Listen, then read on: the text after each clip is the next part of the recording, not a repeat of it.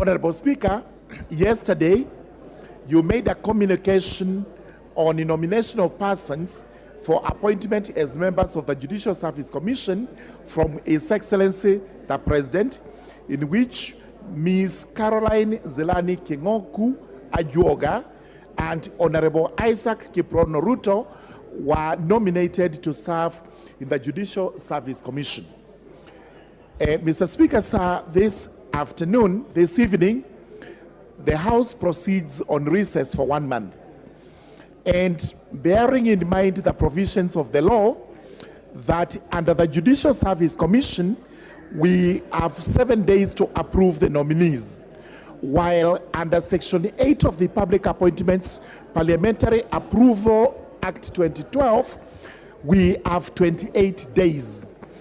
The correct position when the two are in conflict is that this House has 28 days within which to make the approval.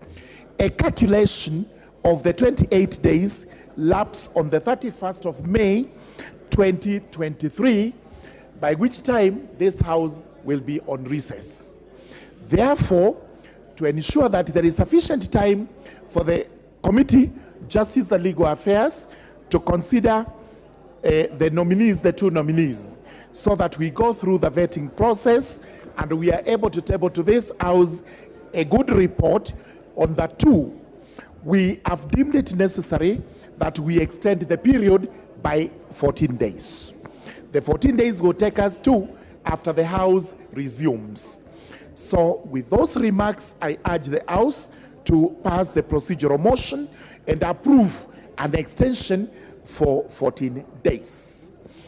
Mr. Speaker, sir, with those remarks, I call upon the Honorable Victor Koech, also known popularly in his constituency as Mandazi of Chepalungu, to actually second the motion. Thank you, Mr. Speaker. Yeah, thank you so much, Mr. Speaker.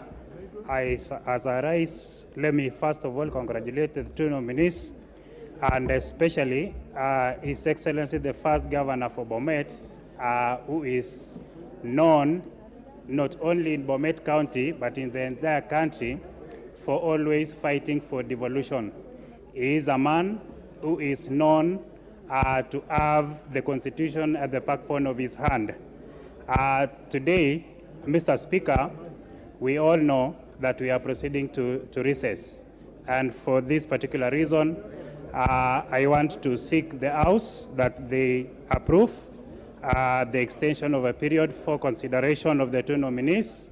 And I equally would wish to wish the two nominees well as they prepare to appear before the the Justice and Legal Affairs Committee. For that, Mr. Speaker, I would wish to second. Thank you.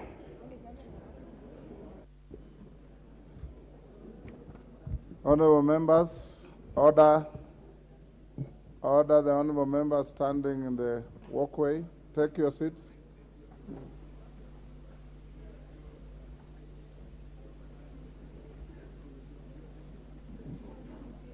Honorable members, I now propose the question, which is that pursuant to the provision of Section 13 of the Public Appointments Parliamentary Approval Act 2011, relating to extension of period for consideration of nominees for appointment to a public office, this House resolves to extend the period for consideration of the nominees submitted by His Excellency the President for appointment as members of JSC by a period of 14 days from 31st May 2023.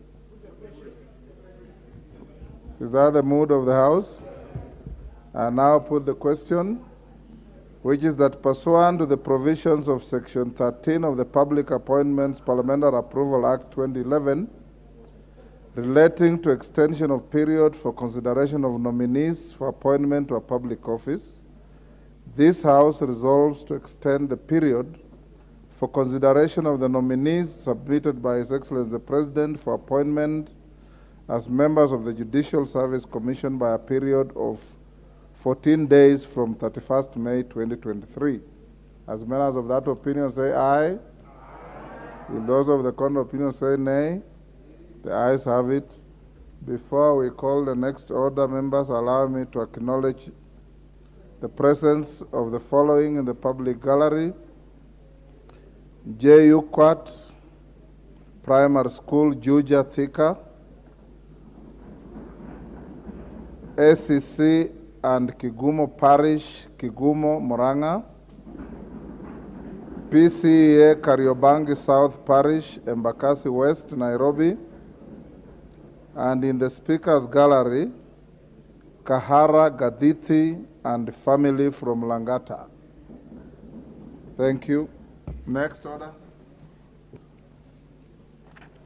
Order number 9, procedural motion, reduction of publication period for a specified bill. Chairperson, Departmental Committee on...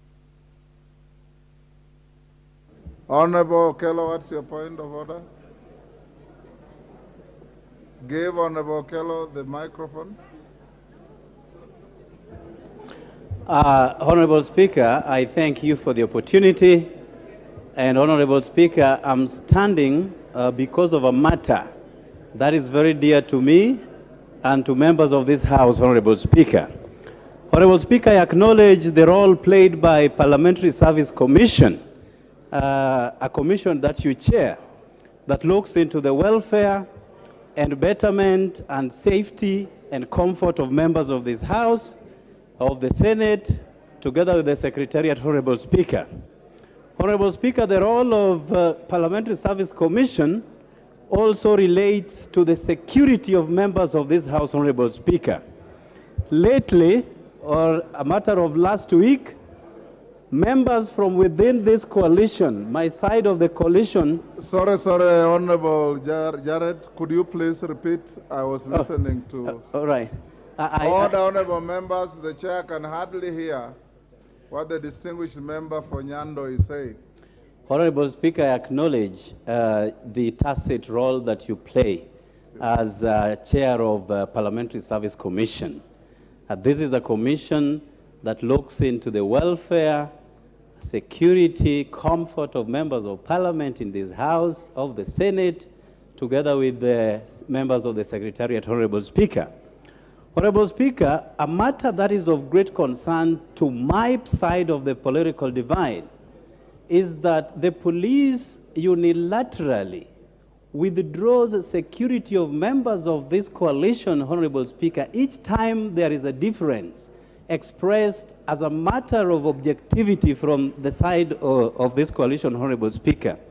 And as the chair of the commission, Honorable Speaker, I'd wanted to invite you to help us address this matter, because security of any member of this parliament is just as important as the other member, Honorable Speaker. Last week, members amounting to about 20 from our coalition had their securities withdrawn, and we haven't had any response or any word from the Parliamentary Service Commission, Honorable Speaker. And additionally, the leadership within Azimio coalition, and that includes Honorable Raila Amolo Odinga, Honorable Kalonzo Musyoka, Honorable Martha Karua, and many and others had their securities withdrawn, Honorable Speaker, without any reason. So this is a unilateral decision that is constantly being taken by the police, and not just this time. We had a similar experience during the other regime, Honorable Speaker. So as the chair of Parliamentary Service Commission, Honorable Speaker, allow me to invite you to protect members of this coalition that we do not experience withdrawal of our security that then exposes us so badly to the public, Honorable Speaker, and most importantly to the leadership of Azimio coalition. Honorable Speaker, we have had instances where we have had members of the other coalition expressing threats to the leadership within Azimio coalition. And Honorable Speaker, when the security is withdrawn amidst such threats, then we have a cause to worry, Honorable Speaker. And as I was reading the Constitution the other day, Honorable Speaker, about the role that you play as the Speaker, that in the absence of the two leaders above, then the National Assembly Speaker takes over. So this is a matter, the Honorable Speaker, that I want to invite you to delve into it so that we can all be safe.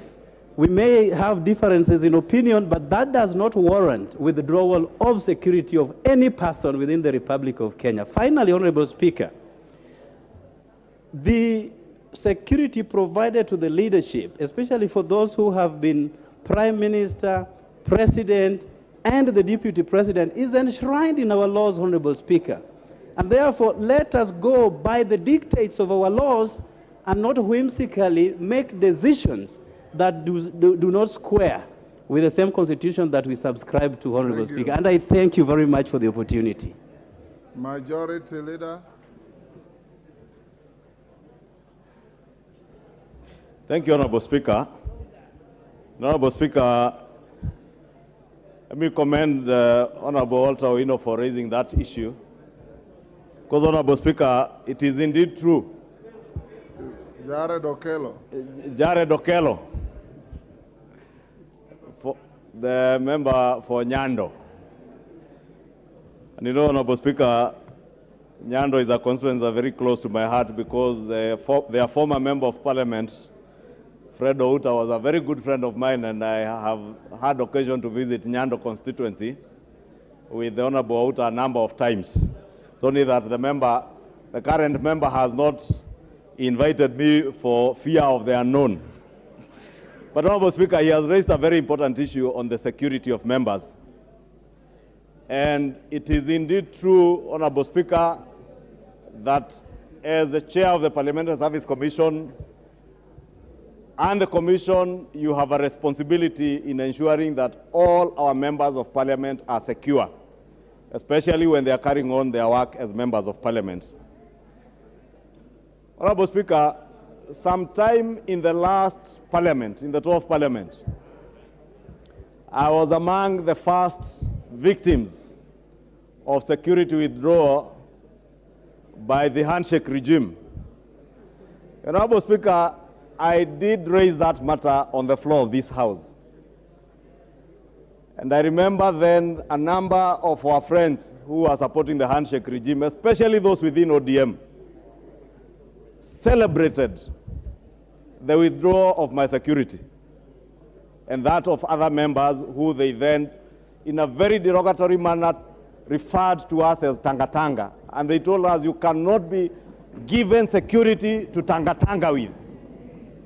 But, Honorable Speaker, I will not fall into that category of celebrating the apparent withdrawal of security officers to members of Parliament. However, Honorable Speaker, we must also responsibly use, Honorable Speaker, if you can protect me from the Honorable Babu Owino and the team around you. And the party leader, Jubilee. Yes. Honorable Speaker, I was saying I want to avoid the route taken by my colleagues in ODM to celebrate the withdrawal of security. But I was also saying, as much as, Honorable Speaker, we are entitled to security. And I remember that time they told us that you are secure. You don't need policemen. The police have ensured that everybody within the country is secure. Okay. And we stayed for almost 4 years without security, Honorable Speaker, because of our political persuasion. And I would never support the withdrawal of a member of Parliament security on account of his political persuasion. However, Honorable Speaker, we must also, as members of Parliament who enjoy that rare privilege, that when most of our constituents are being terrorized by thugs and there is rampant insecurity around the country, we enjoy that rare privilege of having armed officers with us almost on a 24-hour basis. And, Honorable Speaker, it is a rare privilege given to us by the people of Kenya, and therefore must not be taken away by anybody. However, Mr. Speaker, we also have a duty and obligation to make sure that we do not in any way or manner misuse those security officers. And Honorable Speaker, there have been occasions where members of parliament, and I'm aware, Honorable Speaker, there is already a member of parliament whose security officer was disarmed on account of misuse of the firearm. And Honorable Speaker, our officers are charged with the responsibility of protecting us to be able to execute our duties as members of parliament without fear or without being intimidated by anybody in the streets. But our officers are not given to us, Honorable Speaker, to protect us in violent demonstrations and protests. I think, Honorable Speaker, when I listened to the Cabinet Secretary of the Interior on Monday, he did direct officers to ensure that there is law and order in Nairobi and in other urban centers where we had been threatened with violent protests, Honorable Speaker. And therefore, when the Cabinet Secretary and the Inspector General of Police, on account of the Public Order Act, says that you have not conformed to the law, you have not informed the police on where you want to picket, what roads you want to use, what times, and he says the police and directs the police as the Inspector General of Police to ensure that there are no violent demonstrations and protests, then we want to use our officers who are armed to face off with the other armed officers, Honorable Speaker. We are calling for anarchy in the country. And as much, Honorable Speaker, as I said, I would not celebrate the withdrawal of security on any member, not even Honorable Nyikal, or the Honorable John Buddy, or even Babu Owino, who even has a record of misuse of firearms himself, and is still guarded by an armed officer, Honorable Speaker. I will never, and I shall never stand to support the withdrawal of their security. But we must act responsibly as leaders. We cannot be leading youthful young men who are torching vehicles, trailers on the southern bypass, matatus, and Honorable Speaker, the matatu that was torched by goons from Kibra on Gong Road belonged to a young man from Ondire village in my constituency. That young man tells me he's still struggling to repay his loan.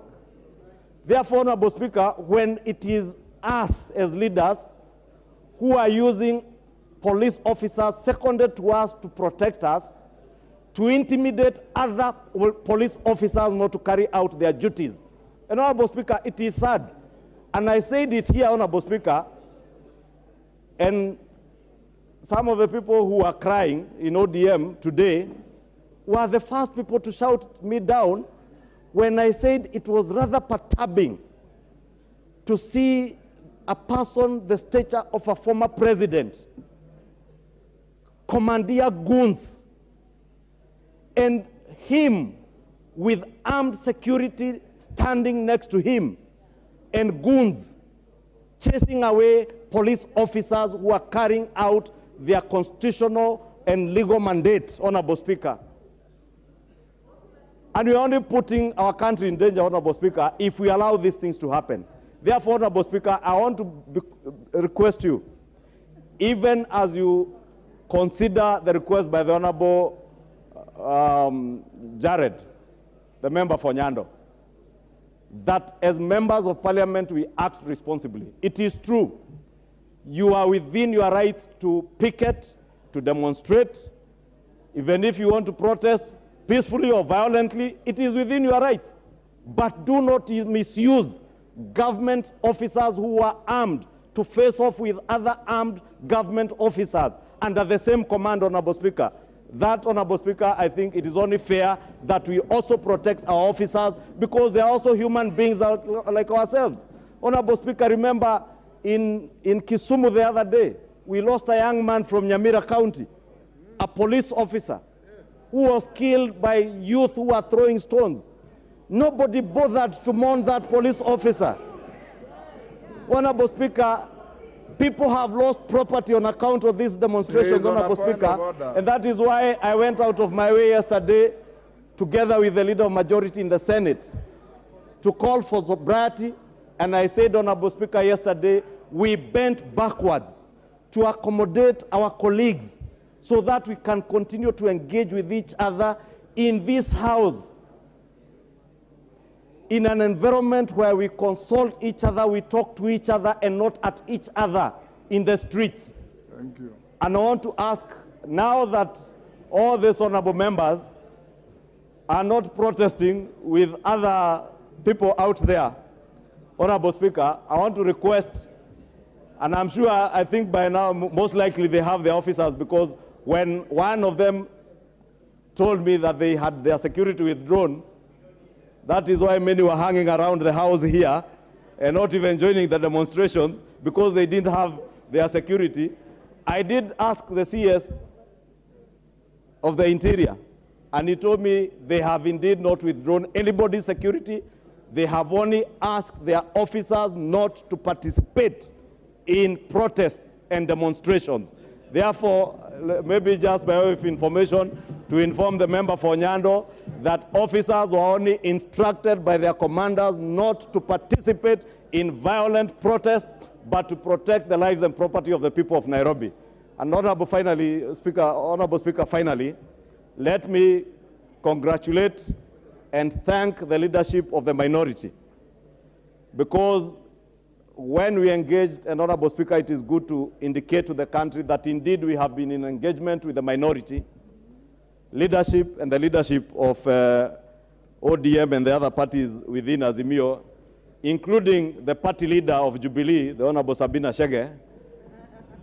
We have been engaging, Honorable Speaker, and even over the weekend when we engaged, we indicated that we were more than willing, Honorable Speaker, to get back to the negotiating table. But we said from our side in the Kenya Kwanza coalition, we are only going to engage on the table of negotiations, but not in the streets. And we did implore on our colleagues over the weekend, and even as late as Monday night, to call off the demonstrations, and I congratulate and thank them for calling off the demonstrations, because that is the mark of leadership. We are all elected, and I want to say we are capable in this house.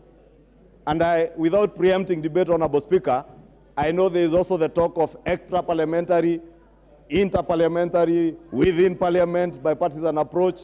I want to encourage all the members of a bipartisan team, ably led by the Honorable Tiende Amolo and the Honorable Gitonga Rugara, that we have the ability and the capacity to engage on all the matters that shall come before that committee and be able to resolve these issues without having to throw words at each other, without having to protest, without having to blackmail the country using violence and violent protests. Honorable Speaker, we can indeed engage here and be able to resolve all these issues. And I want to trust that the Honorable Murugara, our Chair Jailak, his colleague, co-chair, the Honorable Tiende Amolo, will now steer these discussions in the right direction to ensure that we never ever have to engage again in the streets.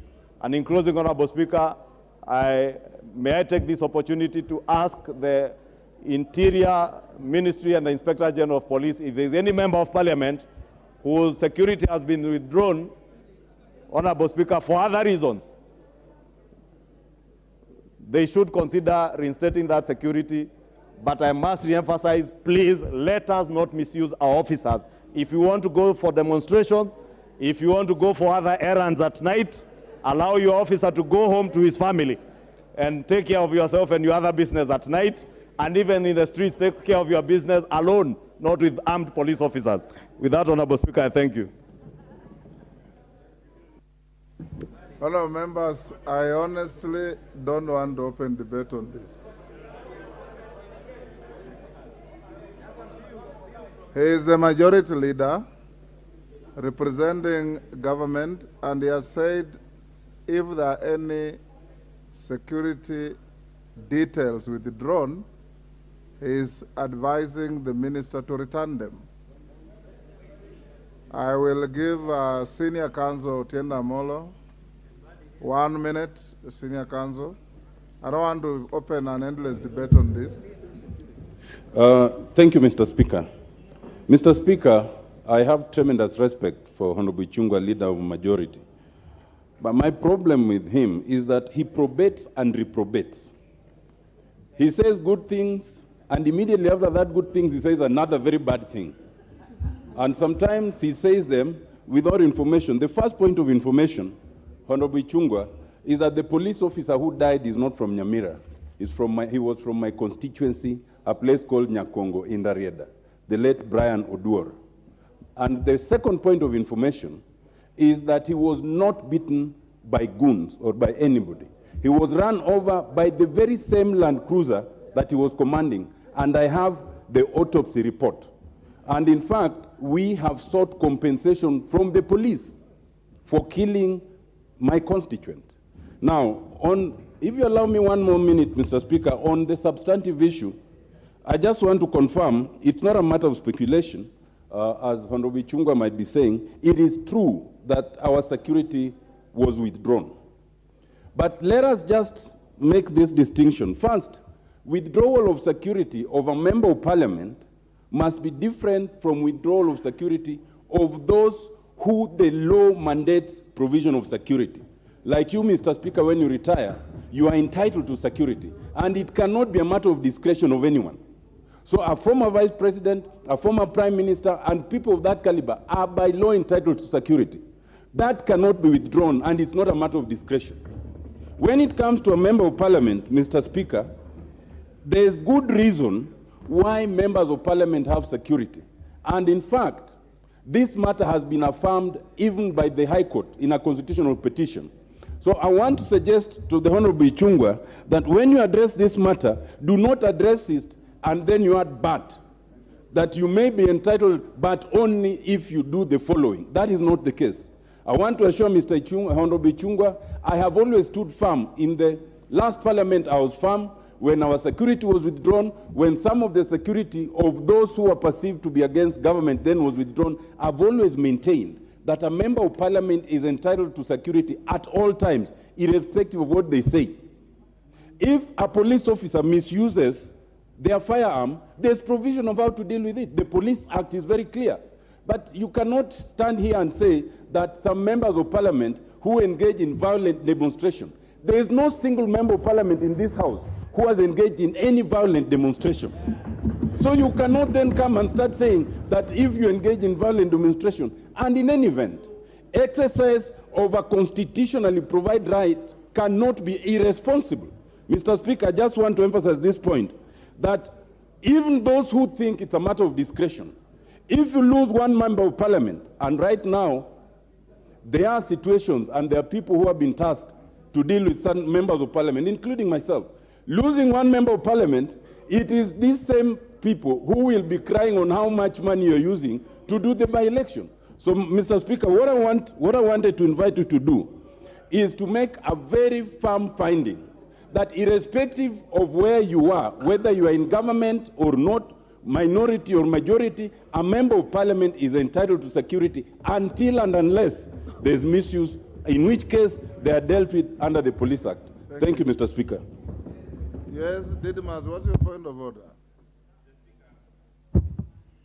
I raise on point of order number 91, that a member shall be responsible for the accuracy of any facts which the member alleges to be true and may be required to substantiate any such facts instantly.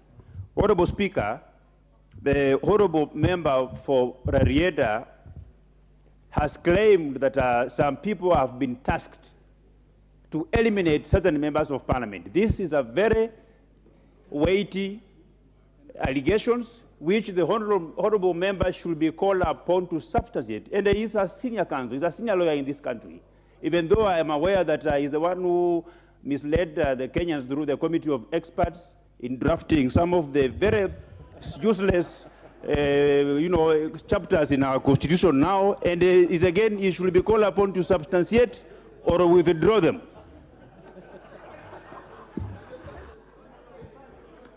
John Badi.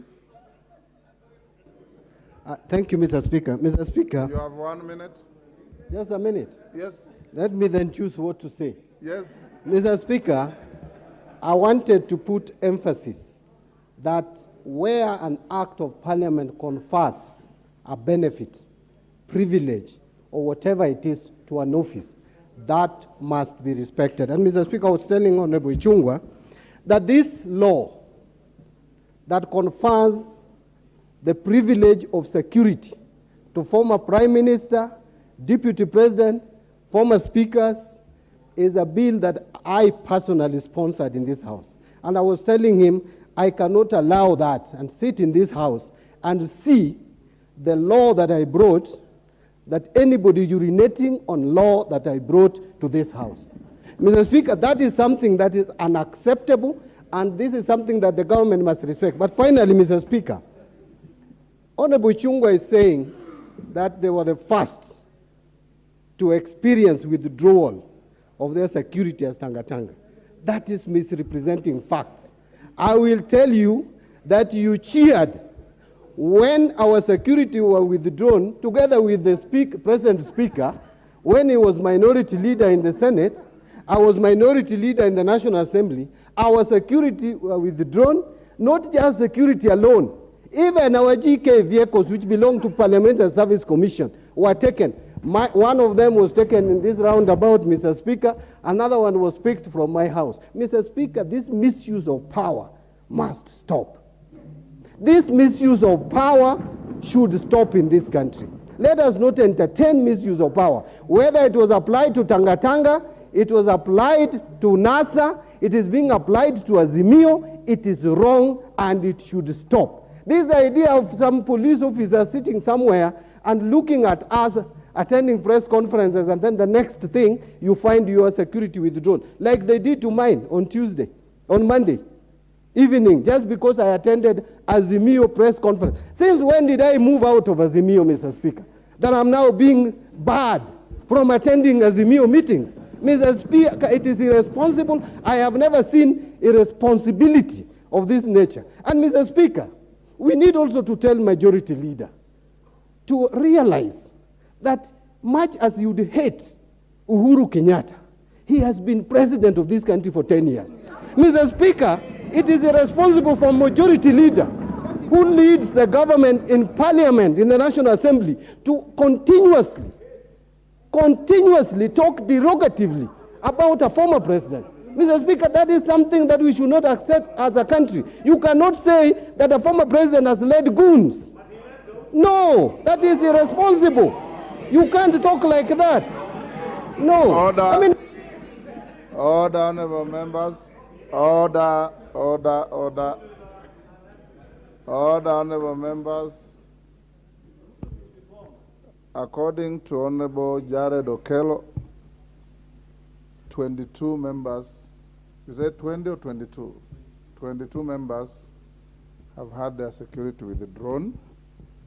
Unfortunately, you haven't provided, Mr. Speaker, with the names because we have many members in the House. If you can care to give the names of the affected members, I'll then direct the leader of majority to get in touch with the Internal Security Minister to ensure that members are secure. As to members of the public, including the former Prime Minister, the former Deputy President, they certainly don't fall within Mr. Speaker's jurisdiction, and as you know. So I would again encourage you, because the Honorable Ichung'wah represents the executive in this House, forward the complaint to him, and I'll advise him to get in touch with the Minister for Security to ensure that the law is obeyed as it is, so that we don't have these problems recurring. But more importantly, honorable members, all the things you are saying boil to one thing. As responsible elected leaders in this country, tone down toxic politics. Tone down. Order, honorable members. Order, honorable members.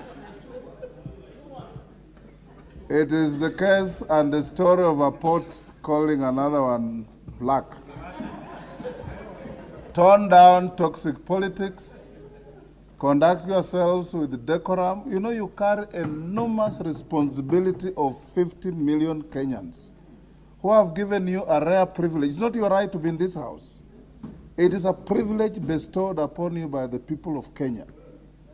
And when you come to this house and everywhere you go, remember that you are a public trustee carrying the responsibility of people who cannot come in this house to argue their case.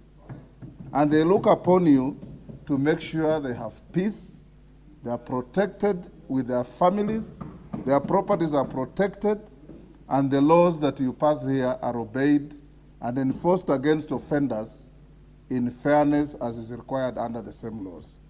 Thank you.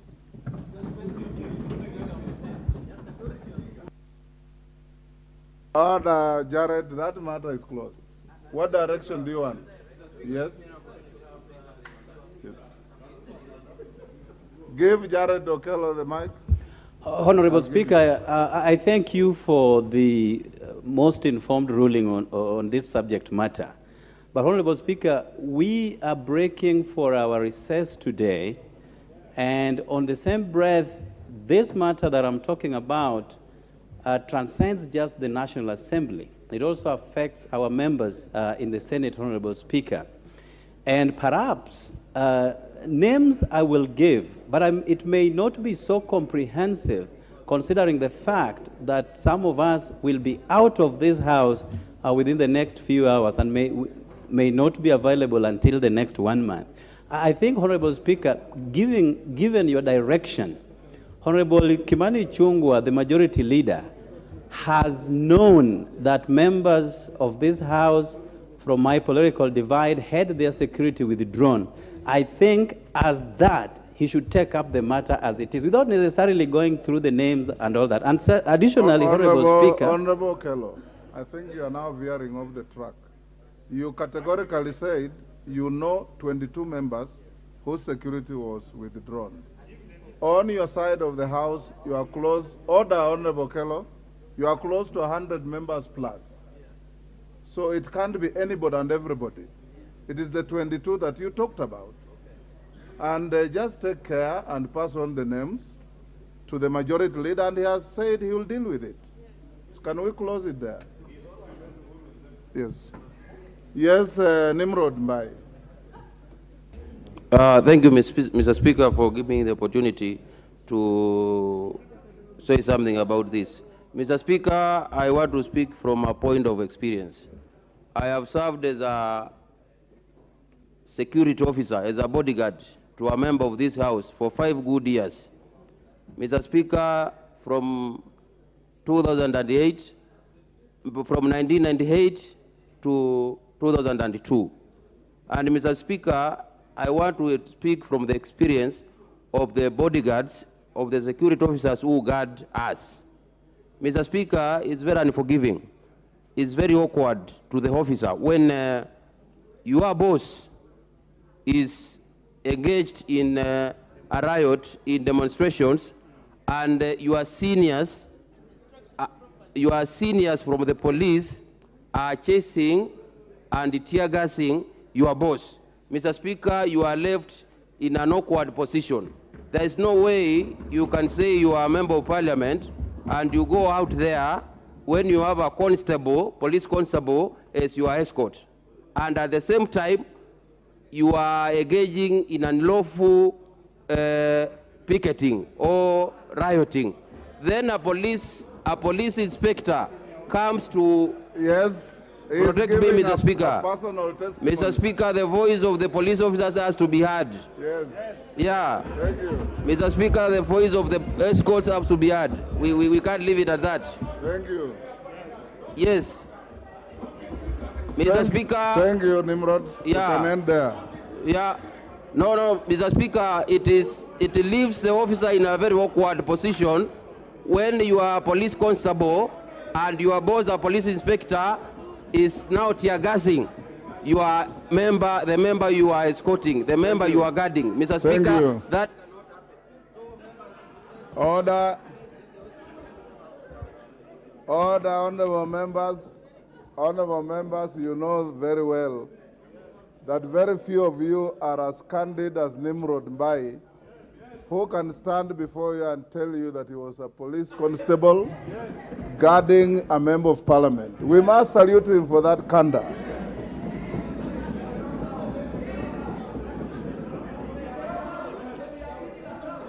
Honorable members, it tells you that every ambition is valid. Order, Honorable Mbai. Order. It's a poetic case. The guard is guarded. Thank you, Honor Nimrod, and I salute you for your effort to get to this house. Honorable members, in the Speaker's Gallery, I want to acknowledge the CUEA Law School, Langata. Is that Catholic University? Catholic University of East Africa Law School students from Langata in the Speaker's Gallery. In the public gallery, we have Homa Bay Students Association from Homa Bay Town, Homa Bay. On your behalf and on my own behalf, I welcome the students to the House of Parliament. Let's go to order number 9 and dispose it off quickly. Yes, Majority Leader. Mr. Speaker, on a point of order, Honorable Speaker, I noticed when you introduced the Catholic University students, the Honorable Babu Owino, and I know he's a young man, but when we are cheering Honorable Speaker in the House, is it? Order, Honorable Babu Owino. Order. Order, Honorable members. Order. Order, Honorable members. Order. Go ahead. Honorable Speaker, Honorable Speaker, we are a house of order and decorum. Honorable Speaker, why I rose on a point of order is because I noticed something and is rather uncalled for, the tirade by the Honorable Babu Owino. Because it is a fact that he's a young man and he's a young parliamentarian. And he's an example, he ought to be an example. He ought to be an example to those young students in the gallery. Honorable Speaker,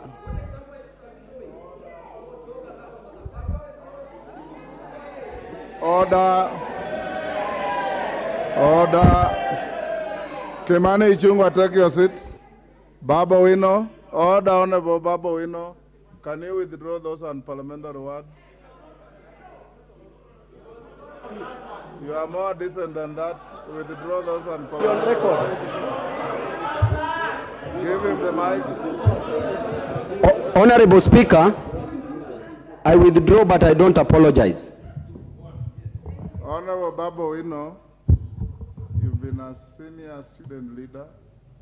Those students in the gallery on the Speaker's side, on the public gallery, look at all of you here as an example for mentorship and to emulate. Even in the heat of the moment, avoid using unpalatable words that your families are watching, the whole country is watching. It is not right. That matter will be closed there. Go to order number 9. Order number 9, procedural motion, reduction of publication period for a specified bill. Honorable Chairperson, Departmental Committee of Finance. Thank you, Honorable Speaker. We have gone to the next order, so he has hardly moved anything, so there can't be anything out of order. Go on. Thank you, Honorable Speaker. For the record, I am a young person, aged 34 years of age, serving my second term, and I'm not afraid to be called a young person. I beg to move the procedural motion number 9 about reduction of publication for a period of specified bill, that pursuant to provisions of Standing Number 120, that this House resolved to reduce the publication period of the last bill, the National Assembly Bill Number 14 of 2023, from 7 days to 6 days, Mr. Speaker. Honorable Speaker, we are guided in this House by our Constitution, and Article 118 talks about public access and participation. And if I would read, Honorable Speaker, that the Parliament shall conduct its business in an open manner, and sitting and those of committees shall be open to the public. Honorable Speaker, it is a consideration of the Committee of Finance and National Planning that if this is not, if we don't reduce our publication period from 7 days to 6 days, we would be disadvantaged in listening to the entire public on the matters contained in the finance bill. Honorable Speaker, this is the first finance bill of the 13th Parliament, and this is the first tax policy that are going to be passed by this Honorable House of that in Parliament. So it is our considered view that if this House kindly considers the reduction of the publication period from 7 days to 6 days, it will give us sufficient time to listen to all members of the public and make sure that public opinion is considered in the passage of the finance bill of this financial year. In that, I beg to support, to move, Honorable Speaker. Thank you. Who is seconding you?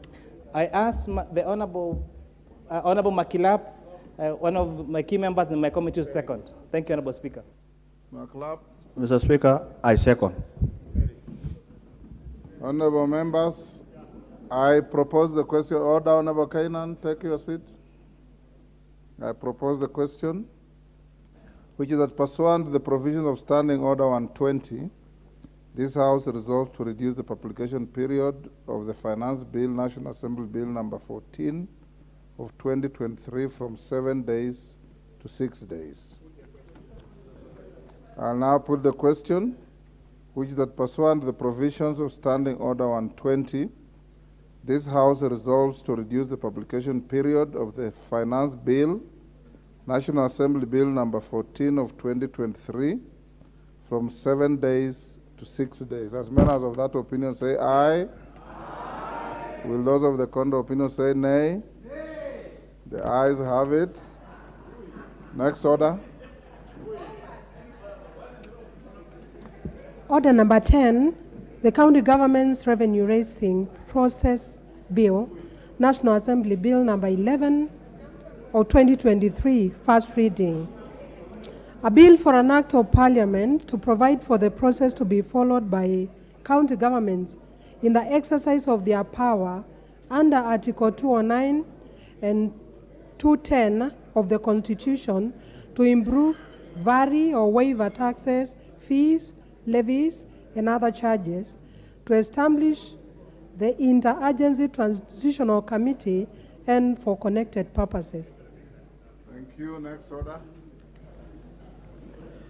Order number 11, the Finance Bill, National Assembly Bill number 14 of 2023, first reading. A bill for an act of Parliament to amend the laws relating to the various taxes and duties and for matters incidental thereto. Thank you, honorable members. Honorable members, when I finish the ruling I'm going to deliver now, we will reorganize the order paper and go to order number 13, that in the opinion of Mr. Speaker and the majority leader who moved the motion, this motion has been sufficiently debated, and we should take steps to move a closure so that the question on it is put, and then we'll go back to order number 12. Honorable members, I have a ruling on replacement of the Deputy Minority Whip. Honorable members, you will recall that on Thursday, 13th April 2023, I issued a communication notifying the House that I had received a letter from the minority leader, the minority party through the leader of minority party, Honorable Pio Wandai, de-whipping the Honorable Sabina Chege, MP, as the Deputy Minority Whip. I also did inform the House that I had received another letter from the member of for Nakuru Town West constituency, the Honorable Samuel Arama MP, seeking the recognition of the Jubilee Party as a parliamentary party within the meaning of the standing orders. You'll also recall, honorable members, that during the particular sitting, I made reference to two letters dated 21st September 2022, received from the Honorable Jeremiah Kioni, who signed off as the Secretary General of Jubilee Party. The letter sought to notify the House of the leadership of the Jubilee Party and its nominee to the Speaker's panel outside the framework of its coalition.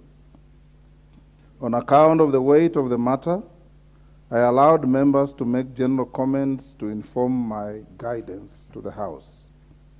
Honorable members, in the ensuing debate, several members, including the Leader of Majority, Honorable Kimani Ichung'wah MP, the Leader of Minority Party, Honorable Opiyo Wandayi MP, the Deputy Minority Leader, Honorable Robert Mbui MP, the Honorable Sabina Chege MP, the Honorable Adan Kainan MP, the member for Eldas constituency, the Honorable Rachel Nyamai MP, the member for Kitui South constituency, the Honorable Gadhoni Wamshomba MP, the member for Githunguri constituency, and the Honorable Zamzam Mohammed MP, the member for Mombasa County, and many other members spoke on the matter.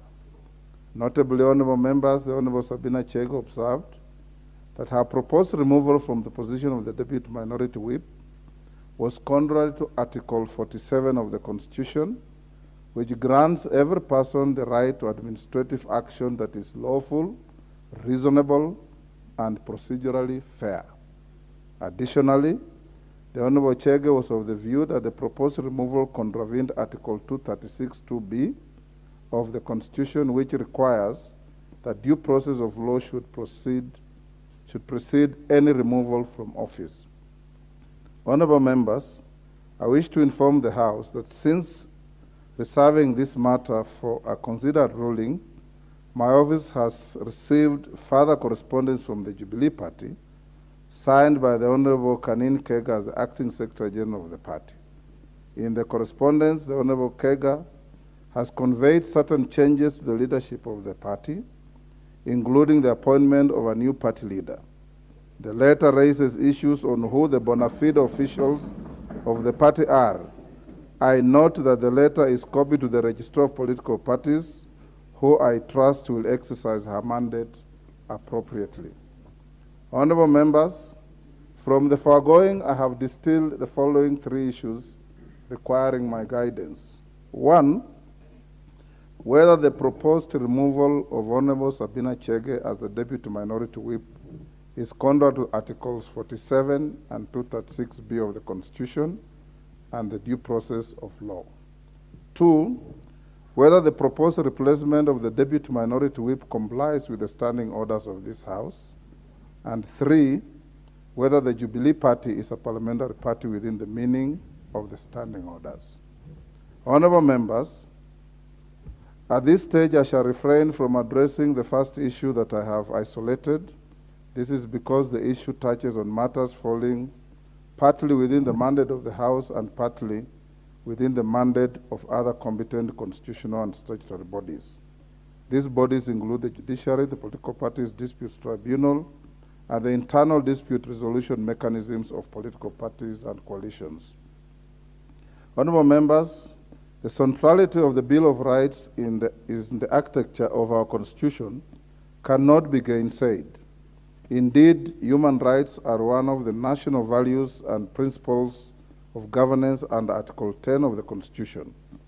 Article 47 of the Constitution on the right to fair administrative action, and Article 236(2)(b), of the Constitution, which requires the due process of law to be followed before the removal of a holder of an office, finds their basis in the Bill of Rights.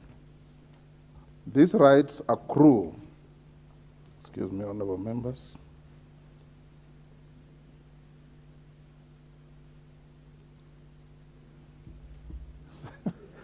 don't worry about that. These rights accrue to every person, including members of this House, and cannot be limited except in the manner provided for under Article 24 of the Constitution.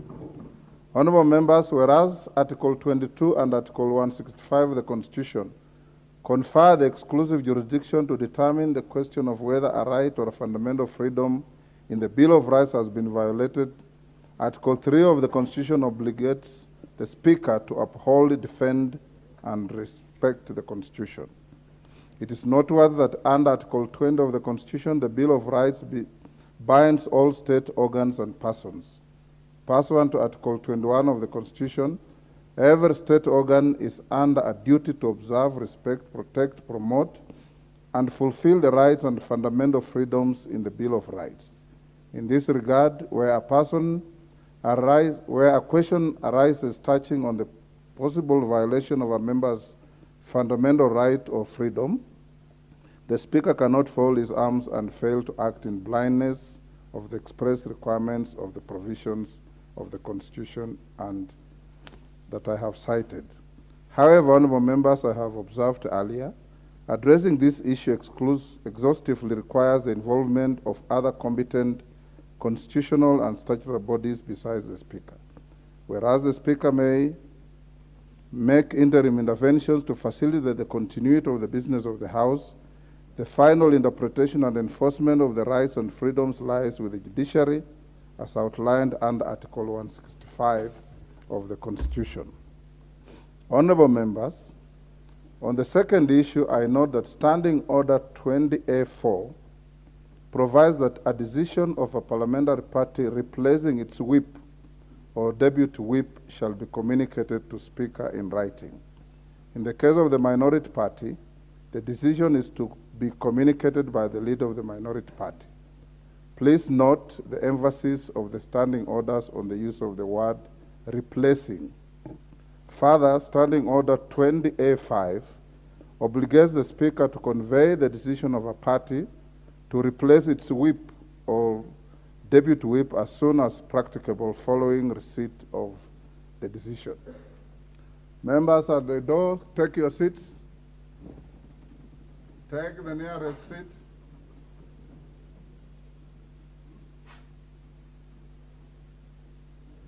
Take the nearest seat, honorable member. Thank you. Further, Standing Order 20A5 obligates the Speaker to convey the decision. I had read that. Honorable members, in most multi-party democracy, jurisdictions all the world over, party discipline is key to the very existence of political parties.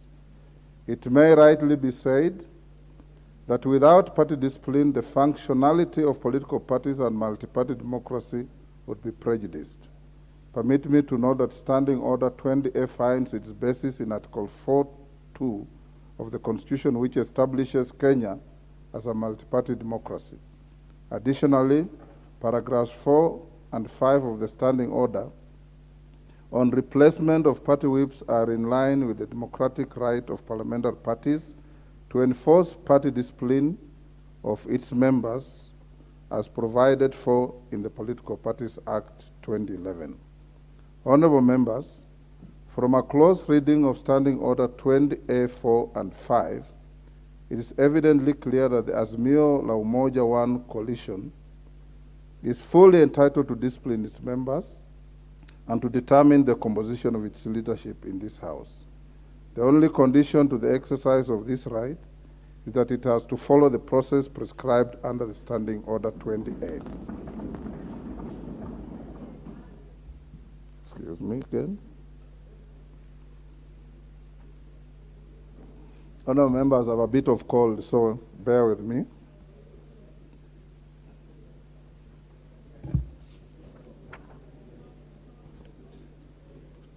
Standing Order 20A.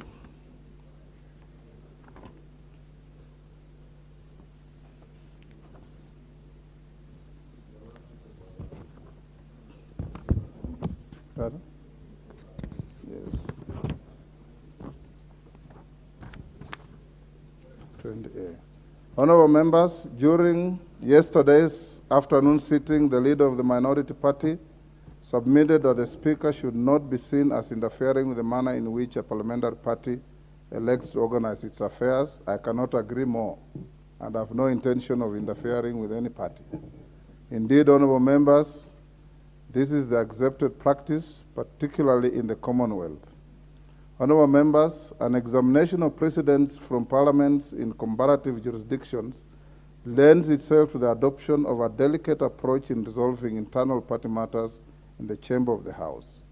In New Zealand, the arrangements for the appointment of whips are internal matters for the respective parties to determine on condition that the Speaker is advised of the appointment of whips. This is from the Parliament of New Zealand, Standing Order 35(1)B. Similarly, in South Africa, the National Assembly of South Africa was recently confronted with a leadership and decision-making dispute in the Pan-Africanist Congress of Azania Party. In the matter, PSC had one seat in the National Assembly which was filled by the nomination of a certain Honorable Mzwanele Nyoto, who had already been sworn in as the party's representative in the House. Subsequently, honorable members, a dispute arose within PAC, or PSC, regarding its leadership, and there was uncertainty about communicating the membership of Honorable Nyonso and consequently who should represent the party in the National Assembly. The guidance provided to the House by the Speaker was as follows, and I quote, "The Speaker has no authority to adjudicate internal party disputes about membership to the National Assembly or its leadership. Neither the Speaker nor the House gets involved in political party matters.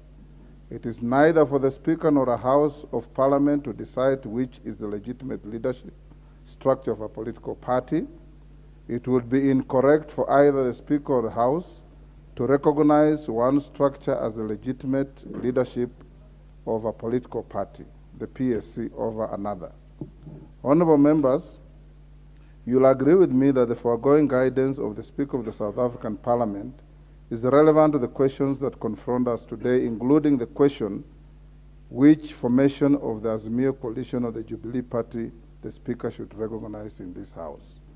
Honorable members, the determination of political party disputes is best left to the competent authorities outside Parliament as envisaged by law.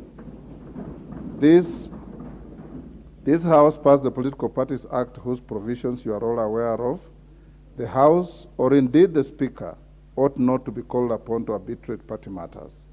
In the case of party leadership in the House, the Speaker only communicates party decisions as received through the authorized persons.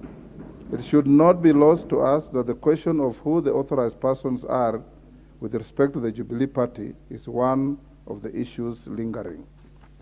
Honorable members, party whips are and have been an invaluable cog to the continuity of parliamentary business. Erskine and May, a renowned authority on parliamentary procedure, notes that, and I quote, "The efficient and smooth running of the parliamentary machine depends largely upon the whips." Erskine May further outlines the nature of the duties undertaken by whips that makes them deserving of this lofty status, and in this regard, Erskine May also notes, and I quote, "Certain duties are common to whips of all parties: to keep their members supplied with information about the business of the House, to secure the attendance of members, to arrange, when possible, for those of their members who cannot attend divisions to pair with others on the opposite side of the House so that their votes might not be lost, to suggest members to serve on general and certain select committees, to act as intermediaries between the leaders and the parliamentary membership of their parties in order to keep each informed of the views of the other." Honorable members, this authority creates a very strong nexus between facilitation of the business of the House and the office of the whip or the deputy whip. In this regard, I am of the considered view that the standing orders of the National Assembly are deliberately worded to ensure continuity of parliamentary business. A close reading of Standing Order 20A leads to the inescapable conclusion that once a parliamentary party has designated a whip or a deputy whip, the only subsequent change that the parliamentary party may make with regard to the two positions is a replacement of the person designated as a whip or deputy whip. Honorable members, according to the Oxford Learner's Dictionary, the word replace means to remove someone or something and put another person or thing in their place. It therefore follows that a replacement has two components, the act of removal and the act of substitution, which must happen simultaneously. Honorable members, in the current scenario, the minority party has conveyed its decision seeking to remove one of its leaders without simultaneously offering a substitution. The letter by the minority party only partially meets the express requirements of the standing orders. Honorable members, the Speaker is also confronted by several correspondence from a constituent party of the minority party that is currently facing its own internal disputes. Any Speaker would be highly constrained to facilitate the continuity of the business of the House in an environment which raises pertinent questions that cannot be ignored, including, one, should the Speaker ignore correspondence that affects the rights of members who collectively meet the threshold to constitute a parliamentary party? Two, should the Speaker take cognizance of the President of the House on access to pre-election and post-election coalition agreements affecting its leadership? Honorable members, to my mind, the matters at hand cannot be conclusively resolved without affording the affected parties adequate time to comply with the procedural requirements outlined in the standing orders. The affected parties basically have to put their affairs in order. The National Assembly is a house of order.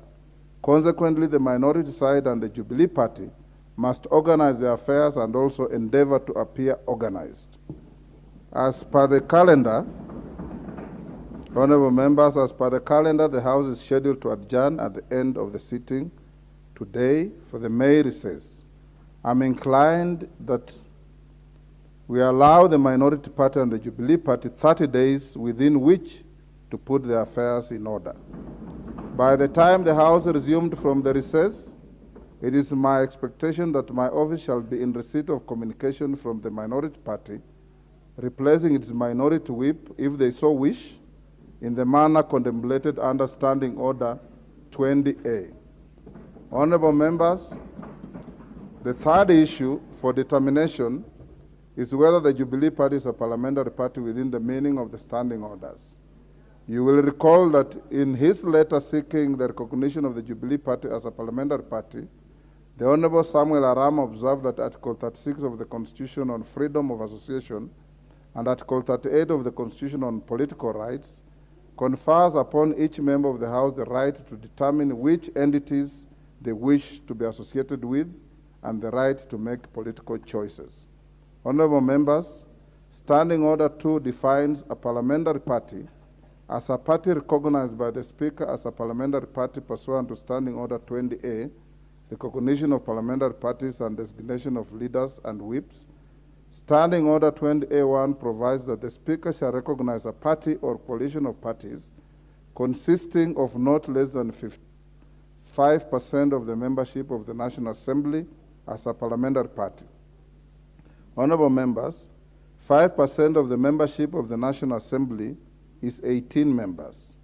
From the records that the House has and the Speaker's office has, the membership of the Jubilee Party in the National Assembly comprises 28 members. 28. In this regard, and pursuant to Standing Order 2 and 20A1, the Jubilee Party meets the threshold to be recognized as a parliamentary party. Whereas the Jubilee Party meets the threshold to be recognized as a parliamentary party, however, I am hesitant to invoke the provisions given the myriad correspondence received from the party with respect to its leadership and the persons authorized to communicate on its behalf to the Speaker. Honorable members, In summary, my guidance is as follows.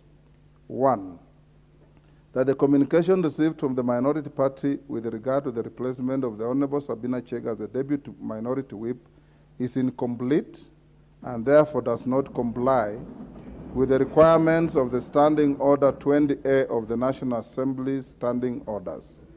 2, that I hereby grant the minority party a period of 30 days from today within which to convey appropriate communication on the replacement of its minority whip if it wishes.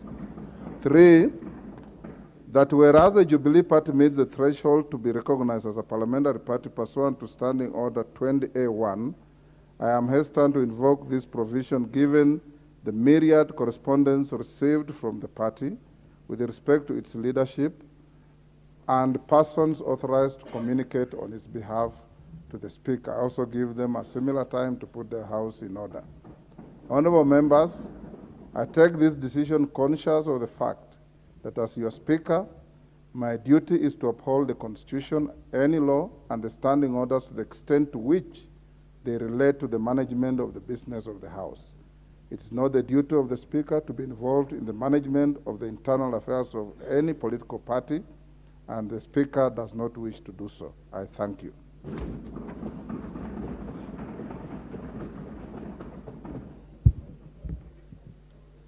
Yes, Robert Mbui. Yeah, thank you, Mr. Speaker, for that ruling.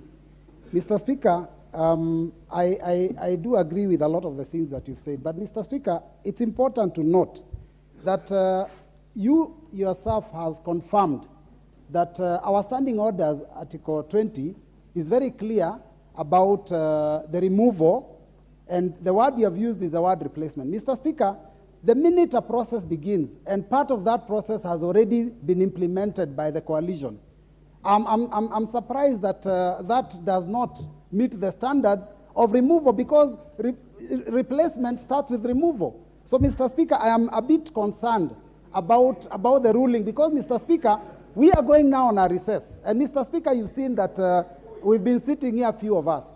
And you know that in the recess period, Mr. Speaker, we will still be transacting the business of the Azimio coalition. And we require the whips to be able to assist us.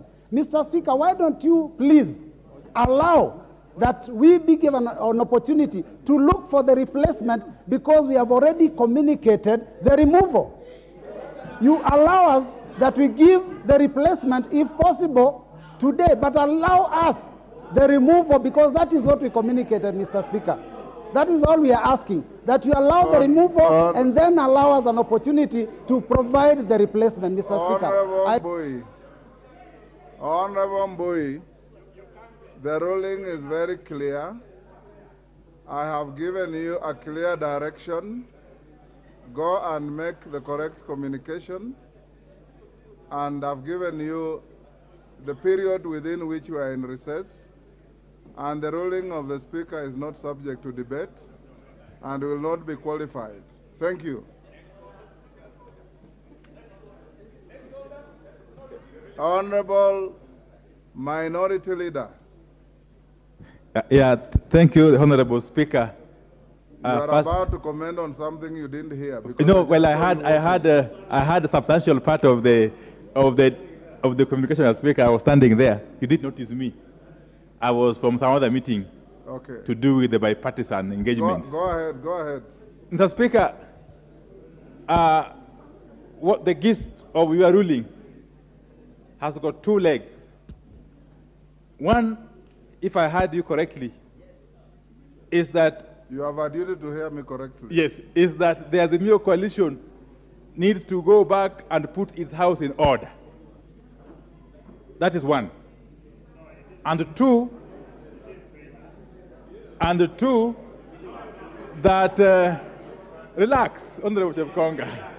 Just relax. And the two is that under the standing order 20. Sorry, there's a point of order from... What am I on a point of order? Mr. Speaker. Mr. Speaker. No, you are not on a point of order. I just gave you time to speak. Thank you, Mr. Speaker. Mr. Speaker, you know that's why you said the minority leader was not here. So he is seeking to comment on something that he did not hear. Mr. Speaker, what he is saying, you never said. You never said. He says he had 50%. So the other 50% he never had. So he is misleading himself. Secondly, Mr. Speaker, I note my very good friend, Mr. Honorable Umbui, and both of them, Mr. Speaker. I know they are not lawyers. In the strict terms, once a ruling has been given by a court of law, and as you know, Mr. Speaker, you have the powers of that of a high court. Once the judge has delivered a ruling, if you are unhappy, Mr. Speaker, you can go and appeal. But there is no appeal here, Mr. Speaker. You cannot sit on an appeal. You cannot sit on an appeal on your ruling, Mr. Speaker. You are right. Mr. Speaker, you are a very respectable lawyer. You should not allow anybody to comment on your ruling at all. In fact, you should rule them out of order. Mr. Speaker, this will be the first one in the Commonwealth where the ruling of a speaker has been appealed on and the speaker himself is sitting on an appeal. Mr. Speaker, it doesn't happen. In the common law, it doesn't happen. Order, honorable members. The honorable Chepkonga is right, but I've given Honorable Wandai. I believe that you are not challenging the ruling. Neither are you. You know, Mr. Speaker. Yes. I have been in this house now. This is my third term. The Honorable Chepkonga had the misfortune of missing the last term, so he needs to relax. Mr. Speaker. Yes. My point was. Make your point. My point was that on the second matter of my communication to you with regard to the replacement of the deputy minority whip not being complete. The Speaker, with all due respect, we have a difficulty agreeing with that position. But be that as it may, the Speaker, that as it may, the Speaker,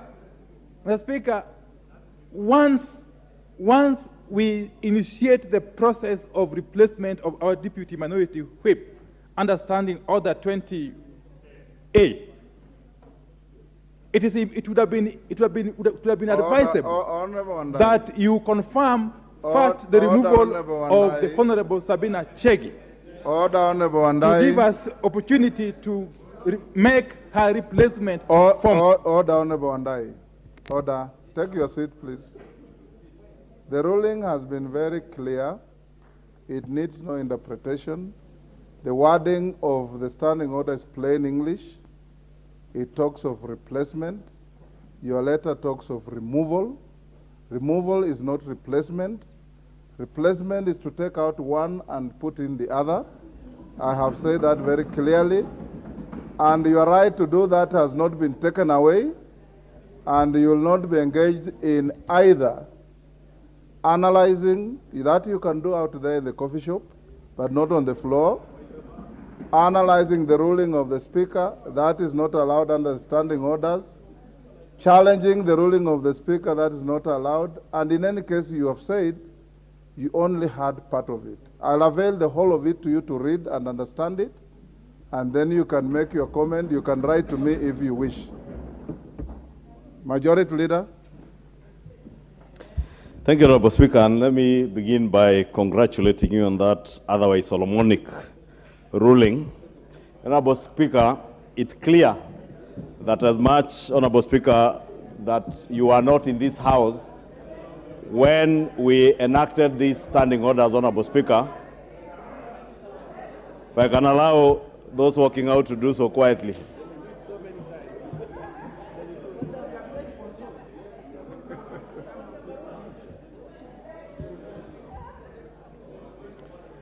Thank you, Honorable Speaker. On Majority Leader. Honorable Speaker, I was congratulating you for having interpreted these standing orders and appreciating that you are not a member and you are not the Speaker in this House when we enacted these standing orders in the last revision in the last Parliament. But Honorable Speaker, as you've said, Standing Order 20A4 is quite clear that a decision of parliamentary party replacing its whip or deputy whip shall be communicated to the Speaker in writing. And indeed, Honorable Speaker, that is the right interpretation. Honorable Speaker, I just want to draw reference or equate this to a football match. When you substitute or you replace a player, you do not remove and do not put in another player to play. And therefore, that was a gist of this standing order 20A4, that you shall not remove without replacement, but you shall replace, as is akin in football matches where you substitute a player. Therefore, either the minority or the majority, if the majority wants to replace their leader of majority or their deputy whip or their whip, we replace, we do not remove. And Honorable Speaker, it's also true that power abhors vacuums. And what we were being asked to do is to remove and leave a vacuum, Honorable Speaker. And I really want to ask our colleagues, Honorable Speaker, to be patient and exercise patience. You have already said, Honorable Speaker, that nothing stops them, even tomorrow, from writing to you and express their desire to replace any member, be it in a committee or in their leadership. Therefore, Honorable Speaker, I just want to implore our colleagues to exercise patience, to also conduct the affairs of this House with less emotions, Honorable Speaker. Only yesterday, Honorable Speaker, when the Honorable Leader of Minority raised that issue on the floor. I remember, Honorable Speaker, when you tried to stop him in his tracks because he was doing it at the wrong time, the Leader of Minority became very emotional. The Honorable Atandi uttered some unpalatable words, just like I've heard the Honorable Rosa Buyu utter today, like the Honorable Babu Owino was trying to do. Honorable Speaker, we need to conduct this House with some decorum, Honorable Speaker, including when you want to raise a point of order, you do not shout from your seat. You invite the Speaker's attention, Honorable Speaker. And for instance, Honorable Speaker, when I invited your attention, is on a matter also touching on the decorum here in the House, that when you recognize students who ought to be emulating us as leaders and as their role models, we have a tradition and a culture in this House. When you want to cheer, you foot thump, Honorable Speaker, but not bang tables, Honorable Speaker. And that is the matter I had wanted to raise about the Honorable Babu Owino. Honorable Speaker, I just want to implore on our colleagues in the minority, please, as the Honorable Speaker has ruled in his communication, put your House in order. We do pray, Honorable Speaker, as much as we are also hurt, because, Honorable Speaker, you know, I was a ranking member in the Jubilee Party, and a founder member of Jubilee.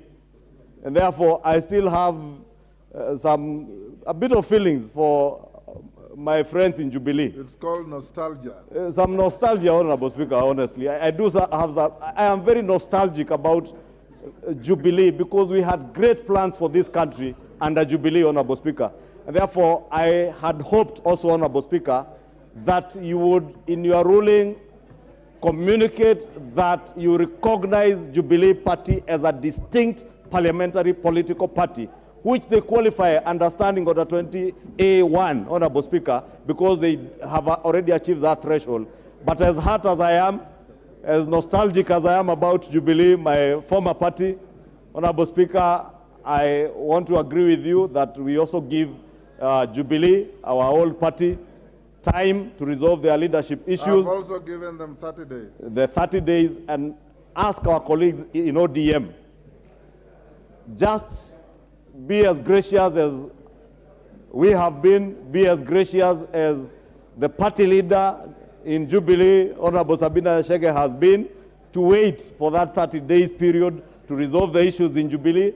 I pray and hope that even within the Azimio coalition, you will be able to resolve the issues that are within your coalition, so that we engage here as leaders who can engage on the basis of the policies that we espouse for those of us who are in government, and you in the opposition or in the minority, on the basis of the alternative policies that you espouse, that you will sell to the people of Kenya as a better alternative. And that we can only do when we engage in this House. And engage, again, Honorable Speaker, I say, without being too emotional, without being insultive even to the person of the Speaker, Honorable Speaker.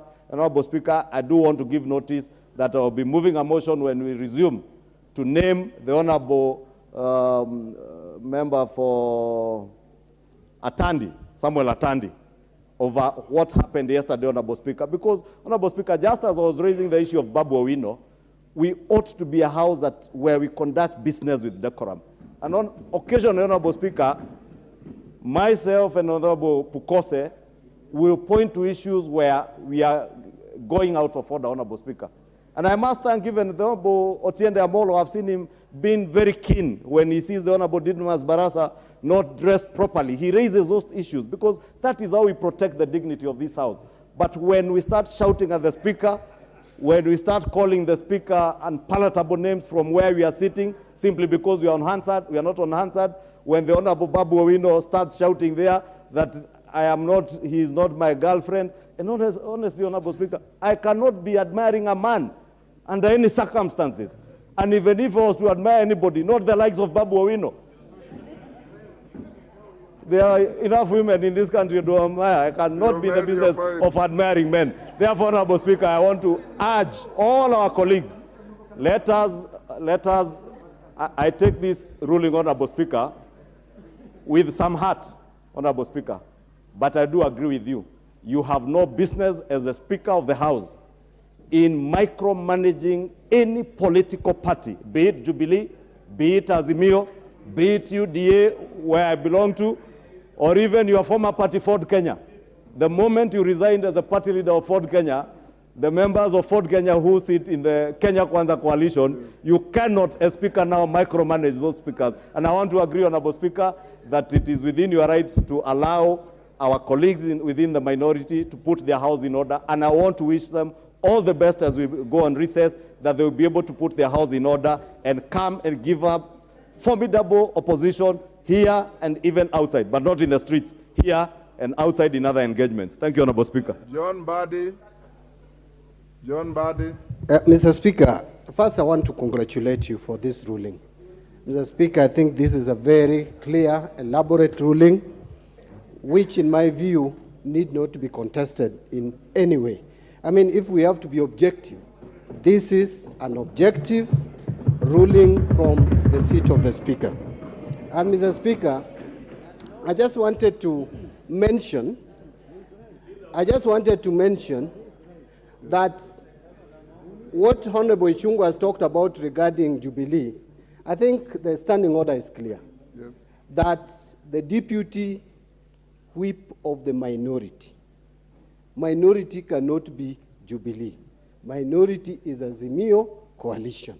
So, Mr. Speaker, I want to thank you for allowing Azimio coalition time to do a replacement, because management of political parties is left for political parties and the leadership of political parties. But I want to thank you and congratulate you, Mr. Speaker, for this ruling. You are spot on, and I agree with you totally and entirely. But, Mr. Speaker, something else that I wanted to mention is, I think, Mr. Speaker, much as we disagree, let us be a honorable House. Much as we disagree, there are some words that we should not use in this House. It should not be allowed, whether from the majority or from the minority side. We need to respect ourselves first, because there are some words, when you use them here, it's a clear indication of lack of respect to self. Yes. And I would not want to participate or sit in a house where people don't respect themselves. So, Mr. Speaker, I think it is high time that you become a little bit harsh as the chair. Because, Mr. Speaker, in the absence of that, then clearly, we lose it as a House. And, Mr. Speaker, whether it came from this side or that side, it is equally bad. So, and majority leader and minority leader, kindly lead us with, please show the example to all of us. Show us example by first behaving with decorum. Then the rest of us will follow. But sometimes, Mr. Speaker, the problem I have with my friend, Kimani Ichung'wa, and you know he's a young man, he's far much younger than me, and is my friend, and I've been mentoring him, but sometimes he veers off the rail. He is now my leader in the House, but he knows that I'm his leader. I came here before he came. I went to school before him. I became an accountant before him. So, Mr. Speaker, in all aspects, he has a lot to learn from me. Thank you. So, Mr. Speaker, it's giving me the image that I'm training someone who is untrainable. I have been training the majority leader for a very long time. I want him to lead this House, Mr. Speaker, on a serious matter. You lead this House. You are the majority leader of the National Assembly of the Republic of Kenya, including those of us who are in the minority. You are the leader. In fact, you are second in command to the Speaker in this House. So, Mr. Speaker, henceforth, I would want to see a total paradigm shift from Kimani Ichung'wah as the majority leader of this House. Let them lead us, and Honorable Wandai as minority leader, to be here most of the time. Yes, let them lead us. We need leadership in this House. Mr. Speaker, with those many remarks, I want to stop. Robert Pukose. Thank you, Honorable Speaker.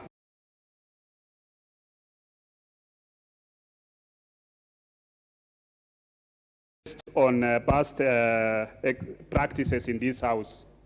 Normally, once a speaker has delivered a ruling, you cannot be able to appeal directly, but you're allowed to make some comments. Yes. And in these comments, Honorable Speaker, I expected the minority leader to be magnanimous enough, agree with your ruling, and be able to even stay in this House to listen, because in the first place, he did not listen even the first part of the Speaker's ruling. He was not even in touch with what the Speaker had ruled. And after making his comments, and I think Honorable Mbadi, in the first parliament, we used to have Chakoyo Midiwo here, and Honorable Chakoyo Midiwo would sit throughout all the rulings. Then you came in the 12th parliament, and you would sit here and listen to all the rulings, and you'll even discuss across with Honorable Duale and consult. That is actually a missing link that we are now observing in this House, where the minority leader is too emotional. You know, we need this House to be sober. We need this House, we need leadership from also him as a leader of the minority. He's the leader of the alternative government in the House. And therefore, he's not just carrying his own personal emotions, because for the past, he's been making here comments that are almost personal. Yes. That should not be the case. So, Honorable Speaker, those are my observations, and I think we need to learn from each other and respect each side of the House. Thank you. Lillian Kogo. I'll give you. Thank you so much, Honorable Speaker. And the ruling which you have made, Honorable Speaker, is facts on sheet. You've talked about wordings that are on the standing orders that guide this House. So it implores all of us to listen. And as has already been said by those who have spoken ahead of me, Honorable Speaker, this should be a house of order and respect, honor, dignity, an august house. And I had mentioned this earlier, Honorable Speaker, and I like it when ranking member of parliament in the person of the Honorable Mbadi gives his advice as a member to his brother and majority leader. But I also wonder, Honorable Speaker, because more often than not, I realize that the majority speaker has the space to speak whatever time he wishes and on whatever matter and for whatever length of time. But it is sad, Honorable Speaker, that the majority leader speaks on anything and everything. Scarcity creates value. How I wish that on certain matters, the Honorable Ichung'wa would go without mentioning names of members as the majority leader. Because you're dealing with members of parliament who are also politicians, and when they are adversely mentioned in the House, Honorable Speaker, they are bound to answer. And this is what creates chaos.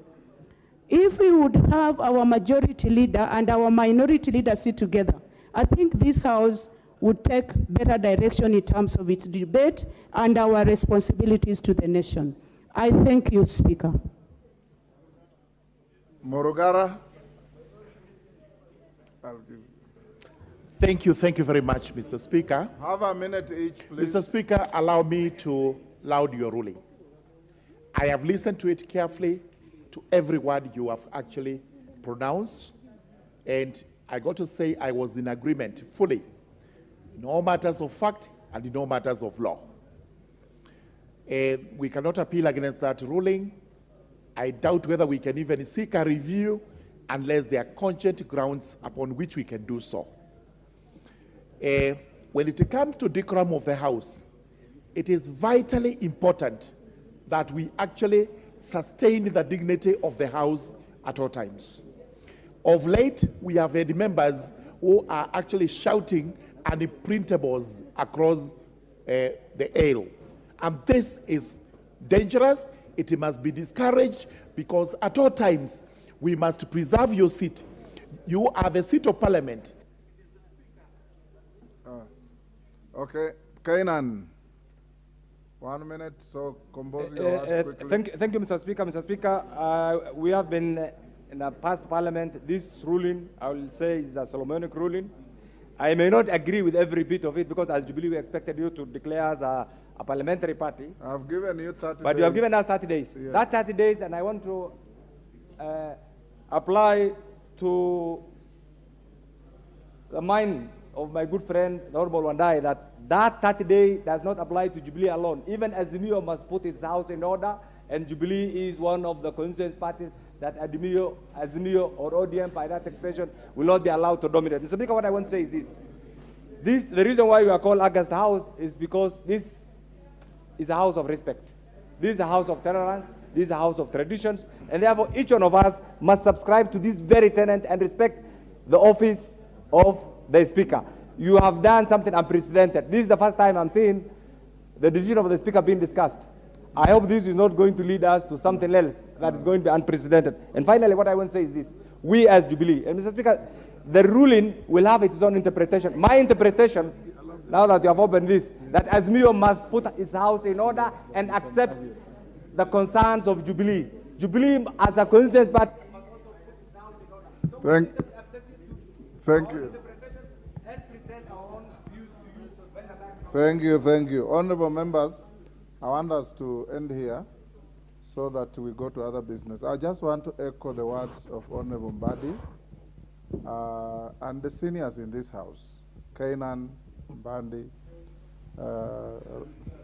and those who have done at least 3 years and above, that this house will be remembered because of your conduct. You will go down in history as either a member of parliament who came to this house, clowned yourself for 5 years, and then walked away. And Wananchi are watching. I want to encourage the seniors from this side, particularly Honorable Mbande, Honorable Tienda Amolo, senior lawyer, implore upon your leadership to give a little more time to the house and to give a little more respect to the conduct of business in the house. And Mbadi, you are spot on. I stand here as a father figure to many, many of you because of the longevity of my stay in this house. I first came to this house in 1992. And as a very young person, I sat on the speaker's panel. And I hit the ground running, learning how to run the house.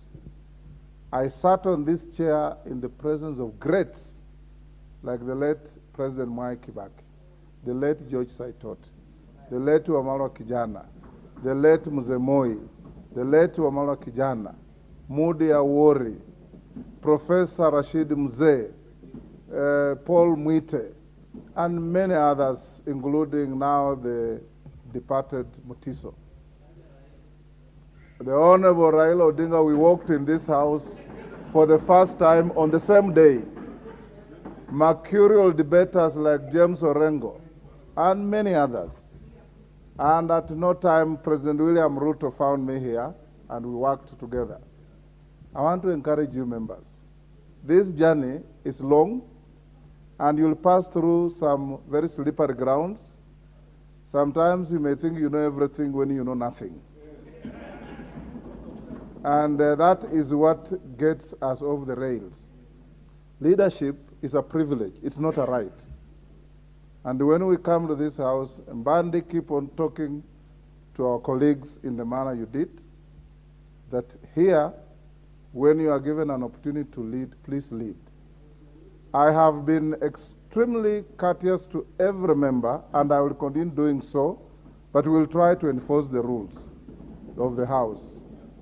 There are 3-4 members I have noted who are taking for granted the magnanimity of the chair, and that is not right. I saw one member yesterday confront the honorable member for Dagoretti North to ask her why she's sitting here when the rest have gone out. It is not your duty as a member to picket members out of the House. Every member is here on their own right. Honorable Otienda Amolo is here to represent the people of Rarieda, and that responsibility is not shared unless he wants to share it himself. Because at the end of the day, you answer questions to the people who cast the vote for you. And I want to encourage us that the length we have been here, even if we are slow at learning, we learned something. And it's good to listen when we tell you what to do.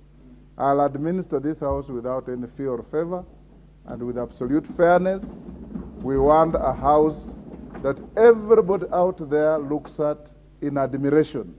That's why you have a host of students who come here sitting in the gallery. When your students or your children sit up there and hear the words that the Honorable Babu Wino uttered here on the floor, they shudder. They shudder. And I want to encourage Honorable Mbadi, Honorable Otienda Amolo, Honorable Kainan, you are the seniors. Talk to these young colleagues and tell them that sometimes you may be quick to answer, quick to speak, but the good book of the Lord, the Bible says, always be quick to listen and slow to answer. You will be able to get away with many things. Next order. Kaluma, I'm told you are also senior. Order number that. And I acknowledge that. Next order. Order number 13, motion. General debate on the proposal to Parliament to consider amending the Constitution and the standing orders.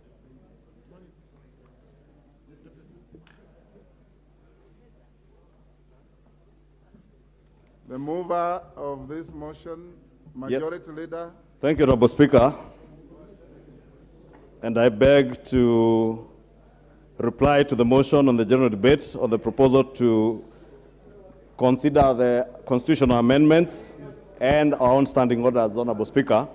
Honorable Speaker, as you did mention, we have indeed interacted with this motion for the better part of this session, and indeed even went ahead to amend the standing orders, and that is why in the last 3 weeks we have been able to have cabinet secretaries in plenary, and this is part of the issues that we were in this particular motion, Honorable Speaker. Honorable Speaker, I'm also aware, and I had an engagement this morning with the Cabinet Secretary Aisha Jumwa, the former Member of Parliament for Malindi, on the question of the 2/3 gender rule, and I am aware that all our women parliamentarians have been keenly following this debate, and indeed following the work that is also going on elsewhere in the executive and with parts of our civil society. And I did attend a forum by our women parliamentarians at Radisson Blue Hotel sometime last month, but one, Honorable Speaker, on this question of the two-thirds gender rule.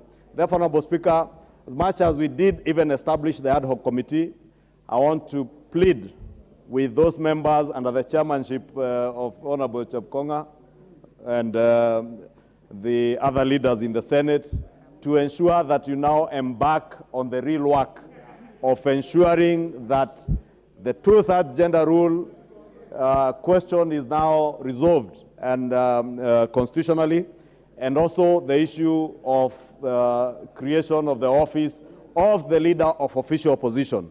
And indeed, Honorable Speaker, as the Honorable John Buddy has said, as you have said, it is time that we got good and courageous leadership in the House, leadership that will not abrogate their responsibilities by walking out of the House. We need leaders who will be able to lead the opposition and the minority side, whether they are outside the House or inside the House.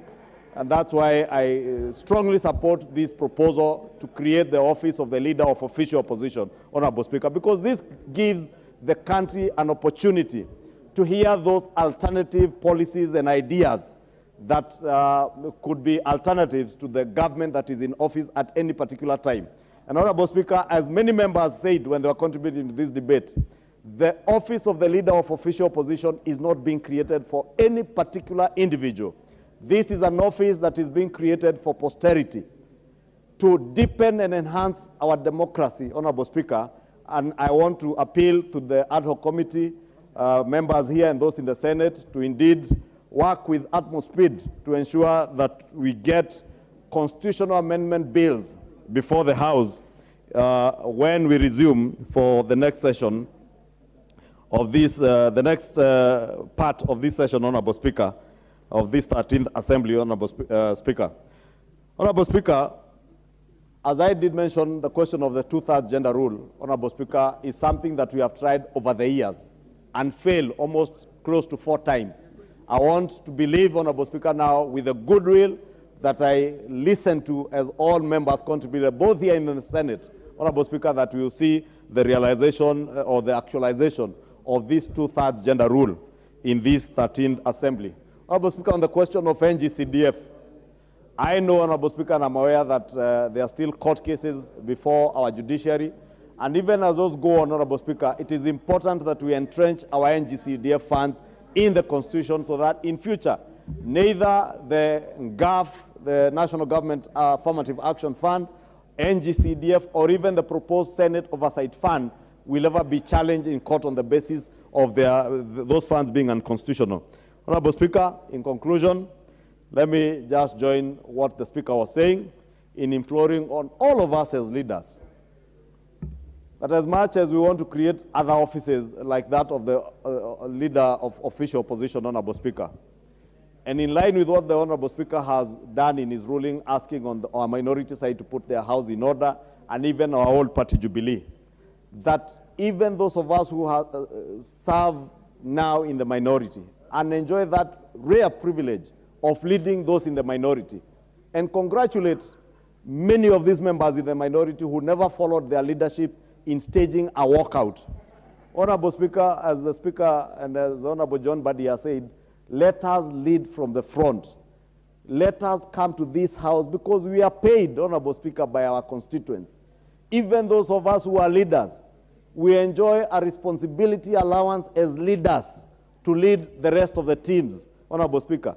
And therefore, there is no time I will ever walk out of this chamber because I do not agree either with the Speaker or with a colleague in the minority.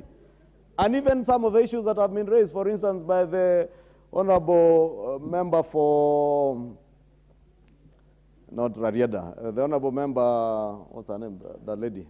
I've forgotten her name, Honorable Speaker. Lydian Gogo, Honorable Speaker. There is absolutely nothing with a member mentioning the Honorable Zamzam by name. My name is mentioned in this House every now and then. Every member of parliament from the minority who wants to make their name out there, in their speech, they must mention the name of Kimani Ichung'wah or the leader of majority. And I allow them, and I don't get emotional about it. I bear a lot of insults from the minority, and I take it in my stride. I want to implore on the leadership in the minority to also have the patience and the emotional intelligence to be able to deal with both the membership that they are leading and even the membership on the side that I lead. And we exercise patience and that emotional intelligence to be able to decipher what is for this floor, what is for out there in the rallies, what is for the streets, and what is for the corridors of Parliament, even as we ask that we all conduct ourselves with utmost dignity. Those throwing of barbs at the Speaker are things that we should never entertain, Honorable Speaker. So that even when we create this office of the Leader of Official Opposition, we want this to be a respectable office. Whoever that leader will be, whether it is our good friend, the Honorable Kalonzo Musyoka, whether it is our good friend, the Honorable Raila Odinga, whether it is the Honorable John Mbadi who will take up that position of the Leader of Official Opposition, we must, or the Honorable Kaluma, or indeed the Honorable Karoli Omondi, a seasoned businessman and a respectable leader from Suba, who can lead the minority. If he takes up that position, we want to be able to hold him with esteem and respect. But respect, again, is two-way. And therefore, I want to ask that if you demand respect, you must also respect others. If you demand to be treated well, you must also treat others well. And therefore, I want to pray that as we conclude this debate on this motion, as I reply, Honorable Speaker, we will have time during the recess to have the ad hoc committee. The Honorable Chepkonga did inform me that they are scheduled to sit today. And that is why I even sought the Speaker's indulgence to reorder business so that we close this debate and allow the ad hoc committee and the other interest groups that are interested in this matter to engage on all the items from NGCDF, NGAF, Senate oversight, to the Leader of Official Opposition, to the two-thirds gender rule. And I know, Madam Speaker, you are very keen on this. You had a bill that we indeed requested you, and you are gracious enough to allow us time to be able to debate this. And I want to assure you, Madam Speaker, that we will push this ad hoc committee to see to it that we come to realize the actualization of that two-thirds gender rule. Because this House, with all the beautiful ladies here, Honorable Speaker, and many more who would join, is richer, and our democracy is richer. Our gracious ladies, I think, exercise more emotional intelligence than many of us men who tend to be forceful and insultive at each other. But our ladies, being mothers and being our sisters, are more gracious, and therefore our democracy will only be better and richer, having more women participate in leadership positions, even as we mentor our young ladies, our young girls who come to this House, be it from Catholic University, be it those young student leaders who came from Homa Bay Town constituency, represented by the Honorable Kaluma, who, as the Speaker noted, is also serving not just as a senior leader, but also serving in the Speaker's panel. And I pray that, to God, that he will be able to emulate the Speaker.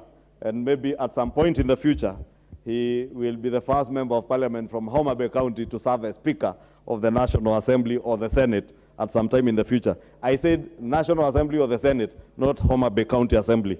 Honorable Speaker,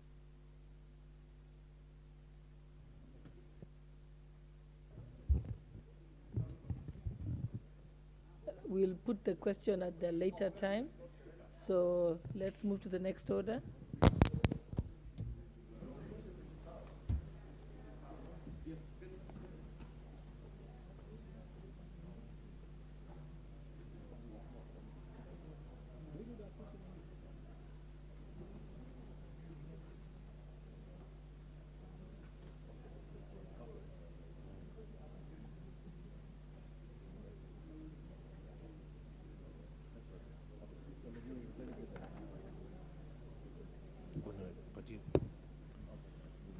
Order number 12.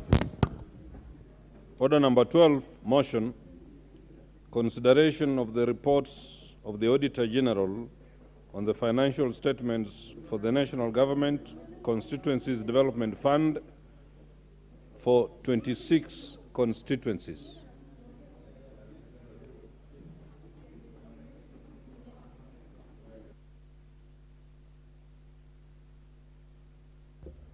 We shall resume debate on this. The Honorable Joseph Makilap, member for Baringo North. Not there. The Honorable John Kiarie, member for Dagoretti.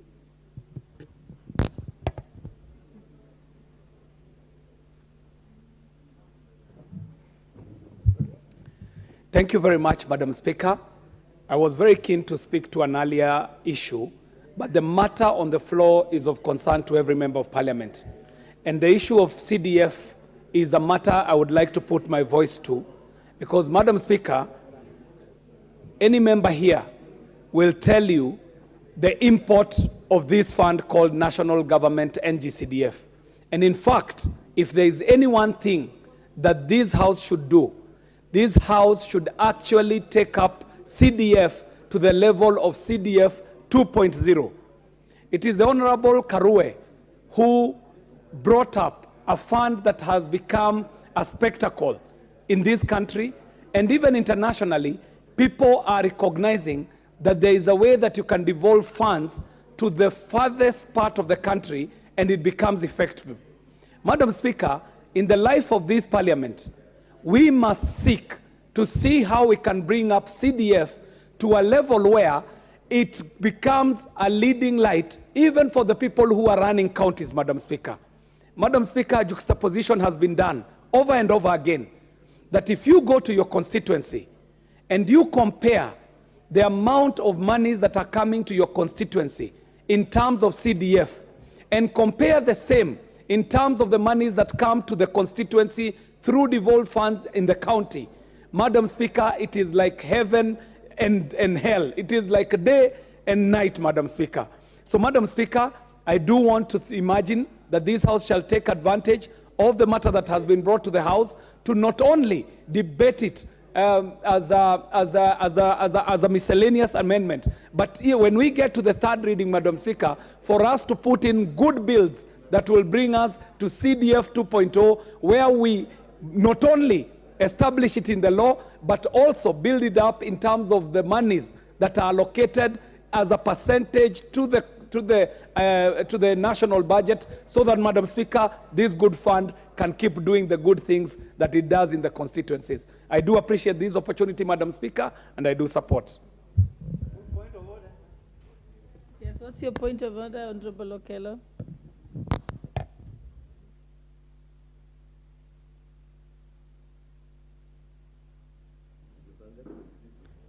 Madam Speaker, I thank you very much for the opportunity.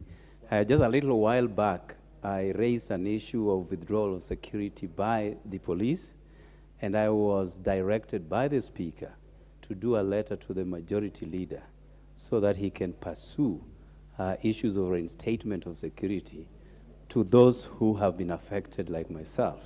And, Honorable Speaker, I want to go public now as I deliver the letter to our Majority Leader, Honorable Kimani Ichung'wah. Please receive your letter. What's your point of order, Majority Leader? A point of order without a point of order. Honorable Speaker, I know I appreciate the Honorable Jared Okello, is it Okello? Okello's attempt, but the Honorable Jared Okello knows that the leader of majority is a constitutional office with an office.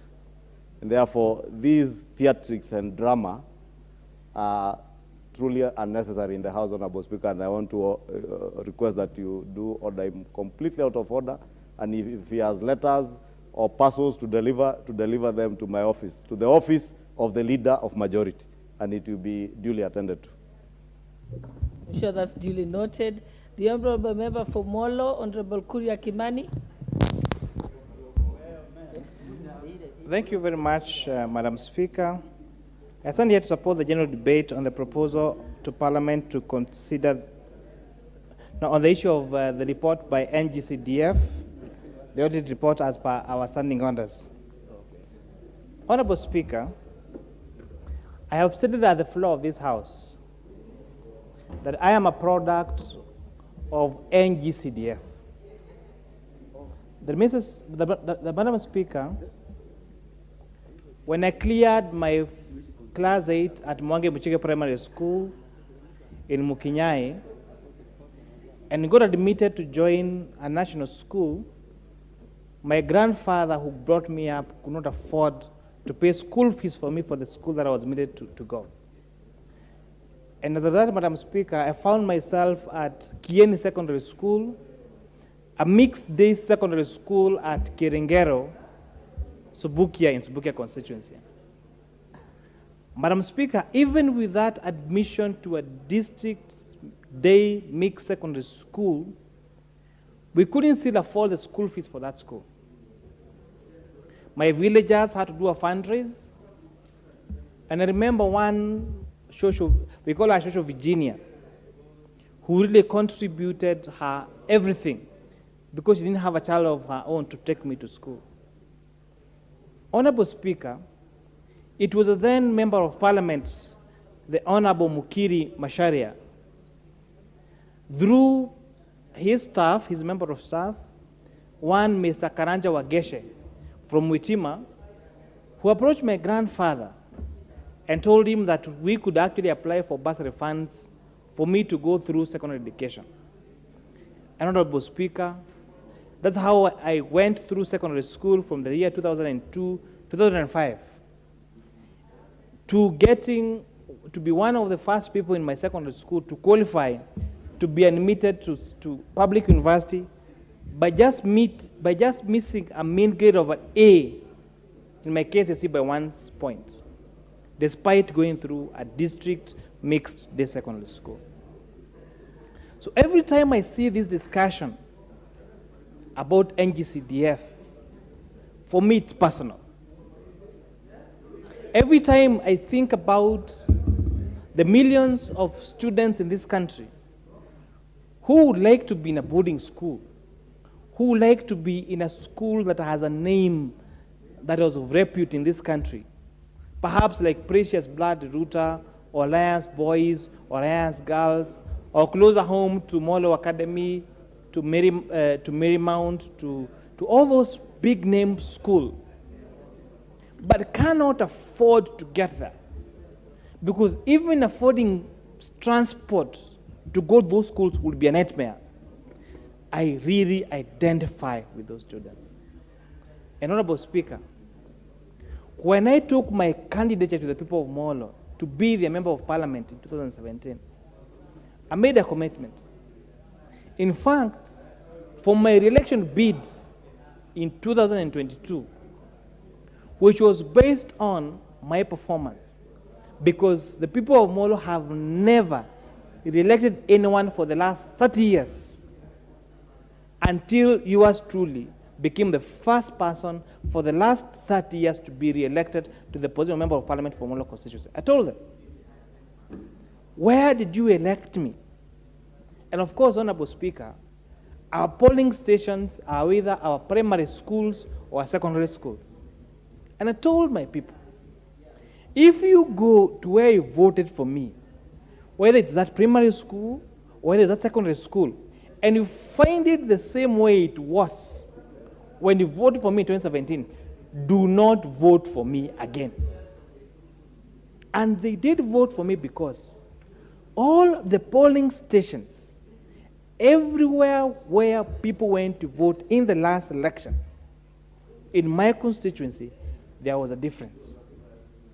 We had either renovated the school, we had the first permanent building in that school, and if it was a day secondary school, I told them that by my 5 years tenure, I will make sure that we have 100% equipped and complete science laboratories in all the day secondary schools in my constituency. Honorable Speaker, I'm saying again here that I was re-elected on that merit. So when the issues of NGCDF come to this House, and the reports that we are hearing today, where some have mismanaged the funds sent to their constituencies, and some are being well uploaded on the equalization that has been done in our education system. Because, Honorable Speaker, the availability of infrastructure in our schools, the availability of a fund where people that cannot be able to pay school fees have a recourse to go to through bursaries. When we can do scholarships for the very needy families in this country and make sure that they go to school, then that becomes an equalizer in our society. Honorable Speaker, nobody wants to be poor. Nobody wants to be born poor. And certainly, nobody wants to die poor. On the being born poor, it's not a choice of anyone in the republic of this country. If you all be asked, we would be born in privileged families where we could have everything that we would want.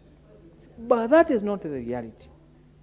So the only way we could bridge that gap between those born in privileged families and those born in absolute poverty, in underprivileged families, in families of need, if we made sure that our public education system gets to work. Honorable Speaker, in my normal line of interaction, I meet some people who tell me they went to school in Molo. And in my imagination, I always think, so where did you go to school in Molo? And some will tell me I went to Molo Academy, I went to Marymount, like my wife did, I went to Albagon Secondary School.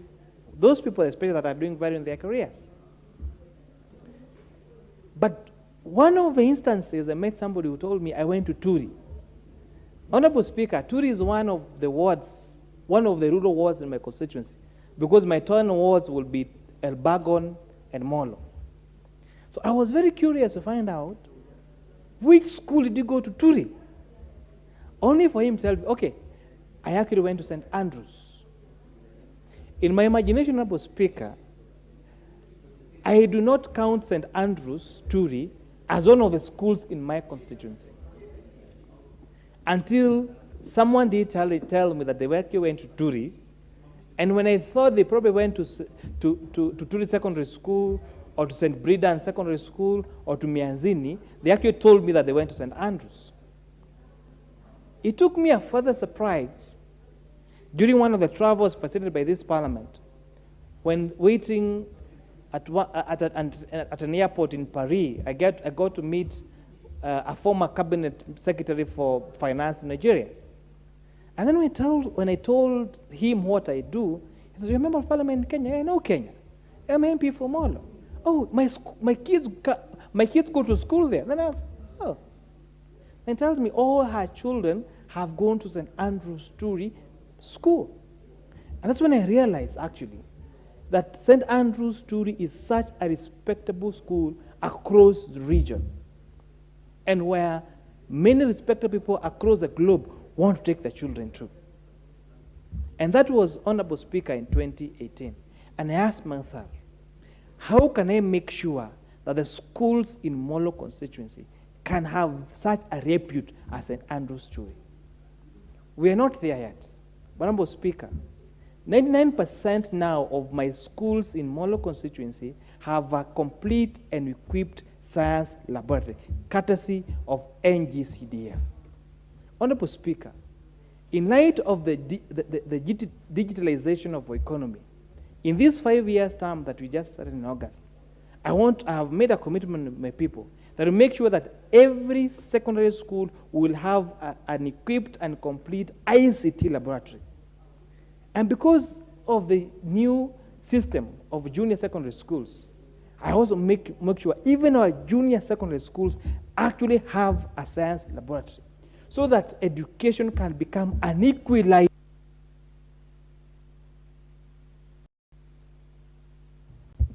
Thank you. The Honorable Professor Phyllis Bartow, member for Moiben.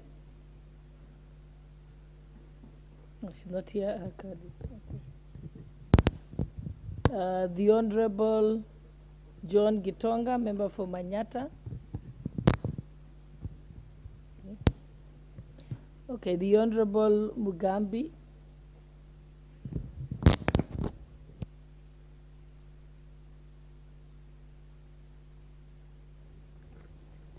Thank you, Madam Speaker, for giving me this opportunity to join my colleagues on this important discussion concerning the CDF.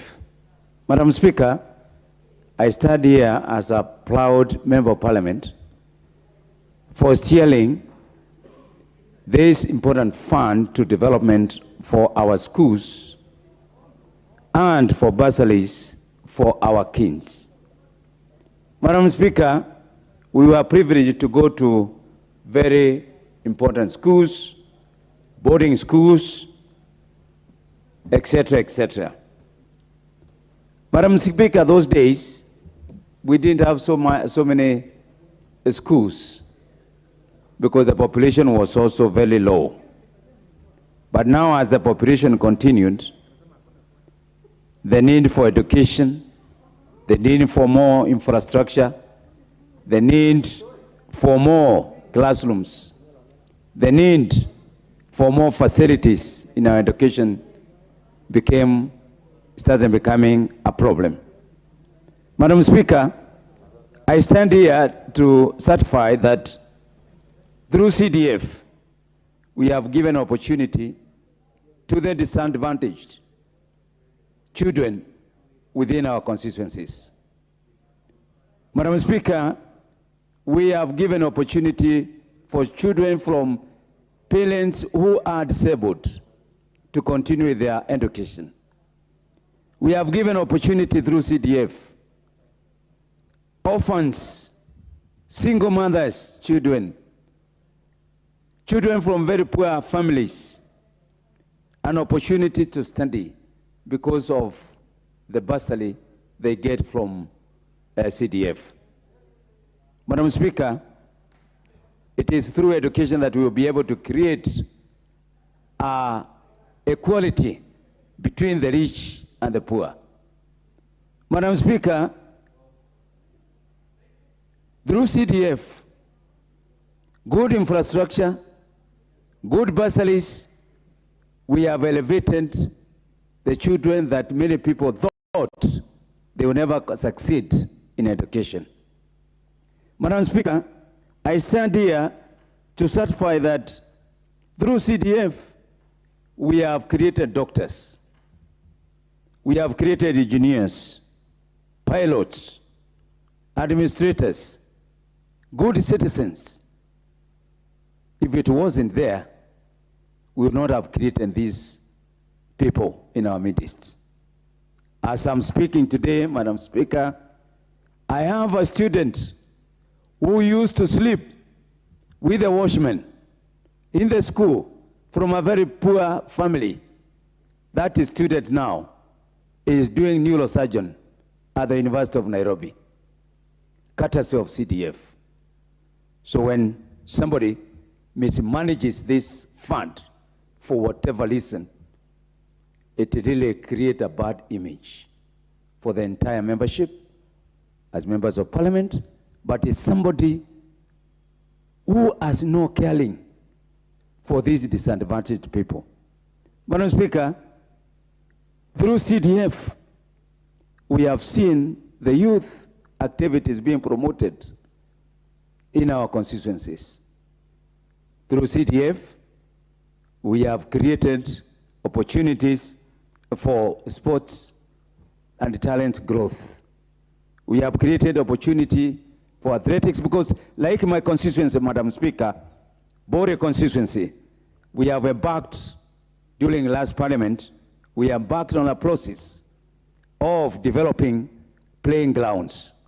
And I'm proudly saying that already we have created opportunities for 18 schools where we have developed playing grounds for our children.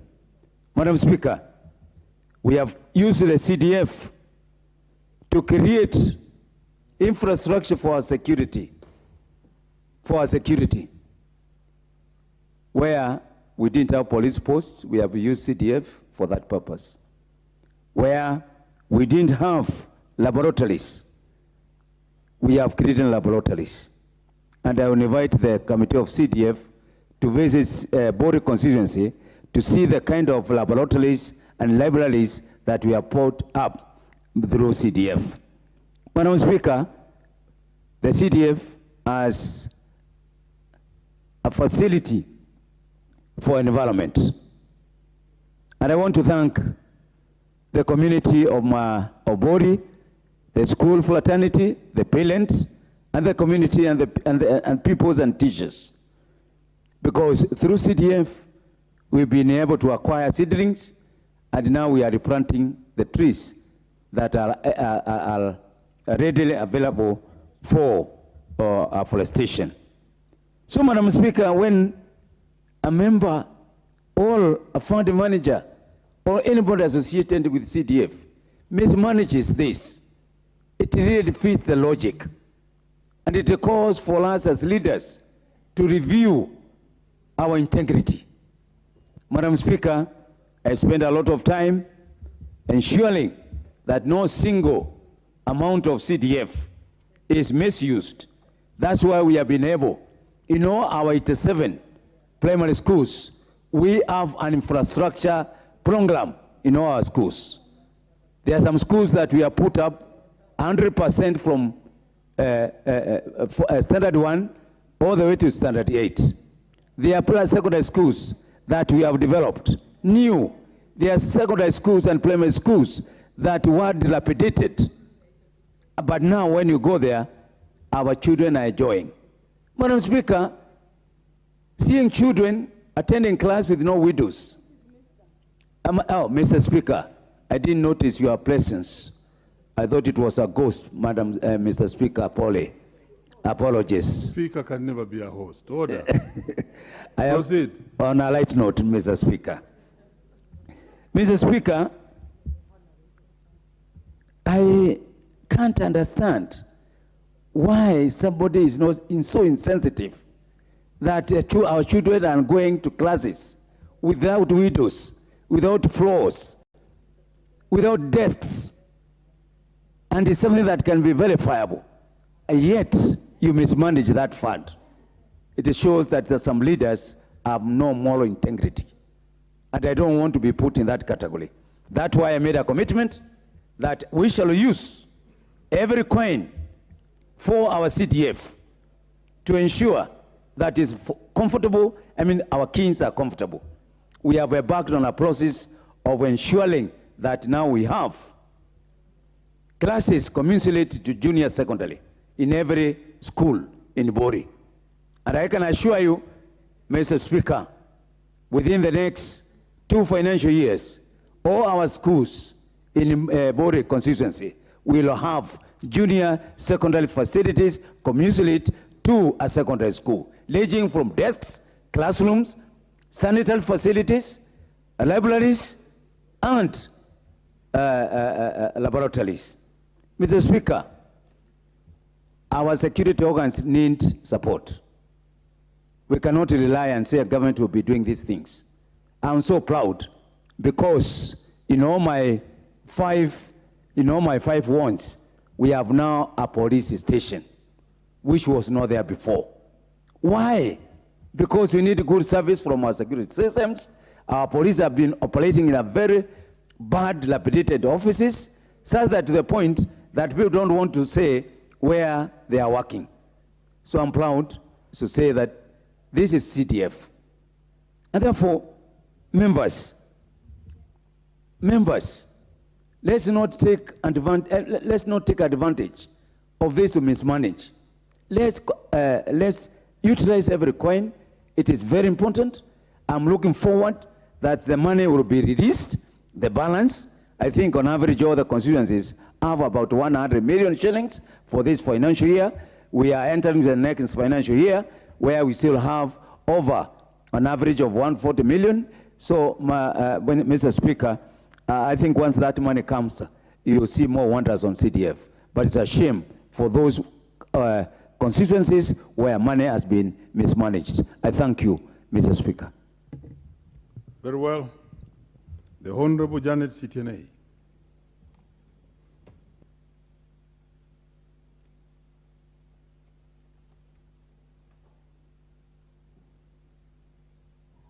Thank you. Thank you, Mr. Speaker. I want to add my voice to the motion that is on. Mr. Speaker, I am one MP that has really, my people have really benefited with the NGCDF fund. And I want to say it is one fund that has helped many people, especially from poor backgrounds, to go to school, to go to colleges, and earn a living after that. It is one